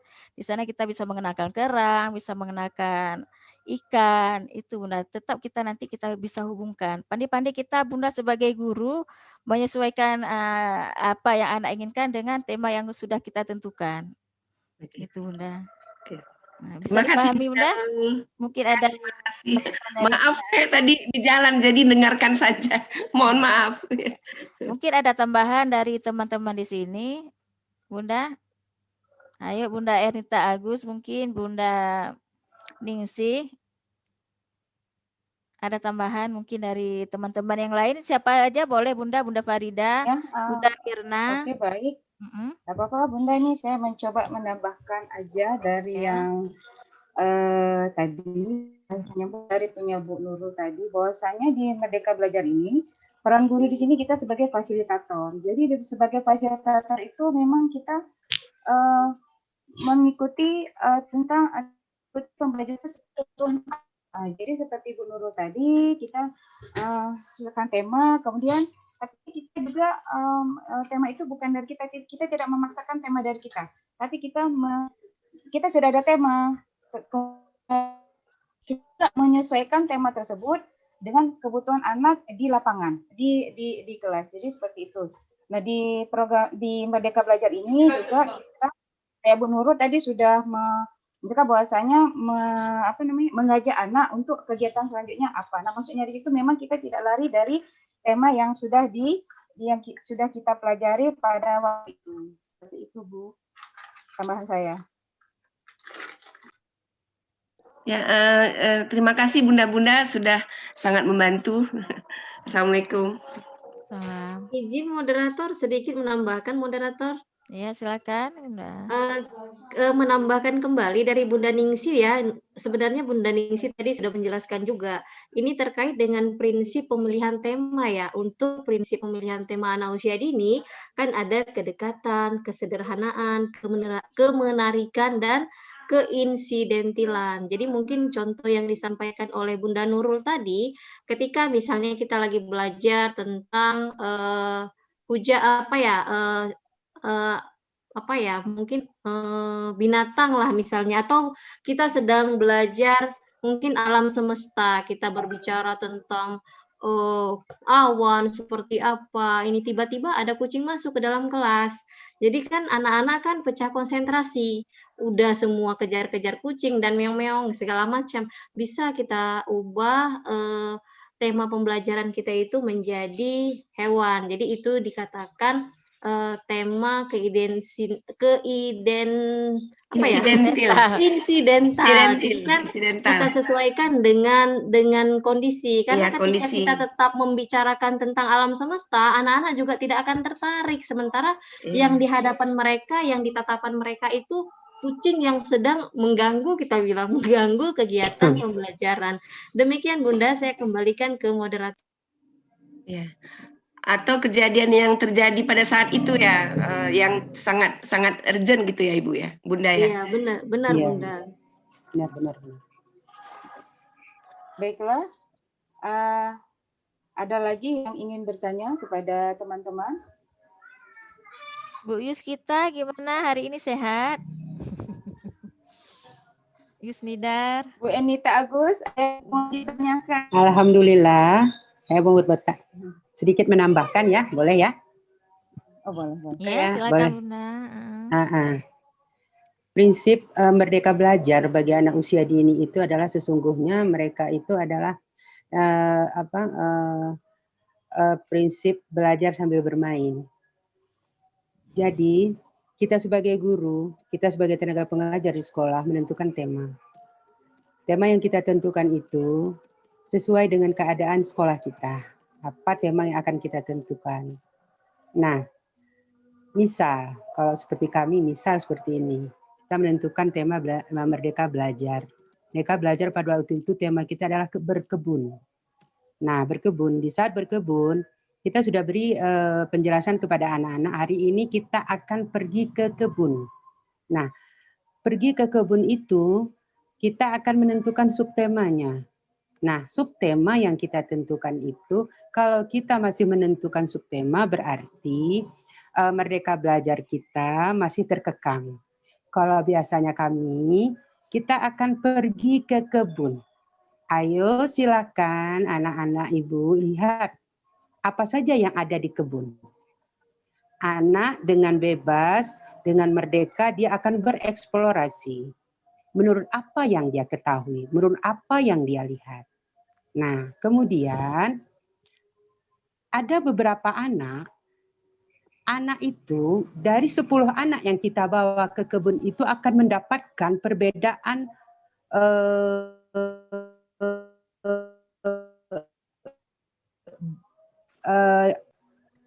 satu anak mengatakan dia pergi ke kebun itu, apa yang kamu lihat? Apa yang kamu amati?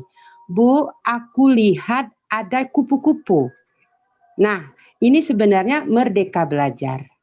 Di kala yang tidak terduga, anak-anak melihat kupu-kupu. Padahal tujuan kita pergi ke kebun hanya melihat kebun. Ternyata di kala itu anak-anak banyak sekali memberikan pendapat-pendapat mereka. Nah, kalau begitu setiap anak diberi pendapat, bebas berpendapat. Oke, anak yang lain mengatakan, Bu Guru, aku tadi lihat ada pohon tomat. Oke. Yang lain menjawab lagi, Bu Guru, aku melihat buah tomatnya warnanya 2. Ada yang hijau, ada yang merah. Nah, ini terjadi merdeka belajar. Pada saat yang sama itu, pada hari yang sama, anak-anak mendapatkan banyak pengamatan dan banyak pembelajaran. Ada yang lihat kupu-kupu, ada yang lihat cuma batang, ada yang lihat buah, ada warna, ada konsep di situ, ada pola di situ. Nah, inilah yang kita maksudkan kalau pendapat saya, inilah yang kita maksudkan dengan merdeka belajar. Anak merdeka melihat, memilih apa yang dia mau. Nah, di saat anak sudah mulai mendapatkan apa yang dia mau, maka mereka akan mengarahkan dirinya sendiri.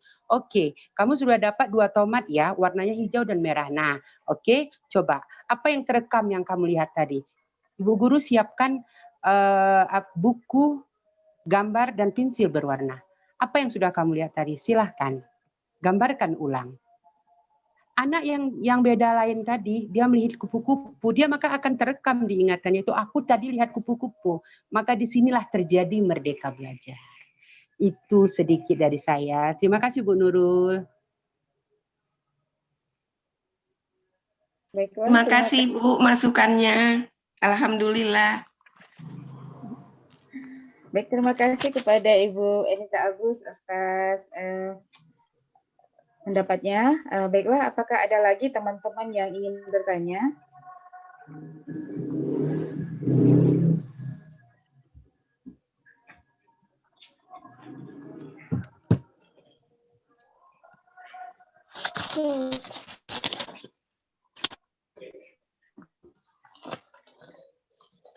Sudah tidak ada sepertinya, Bun.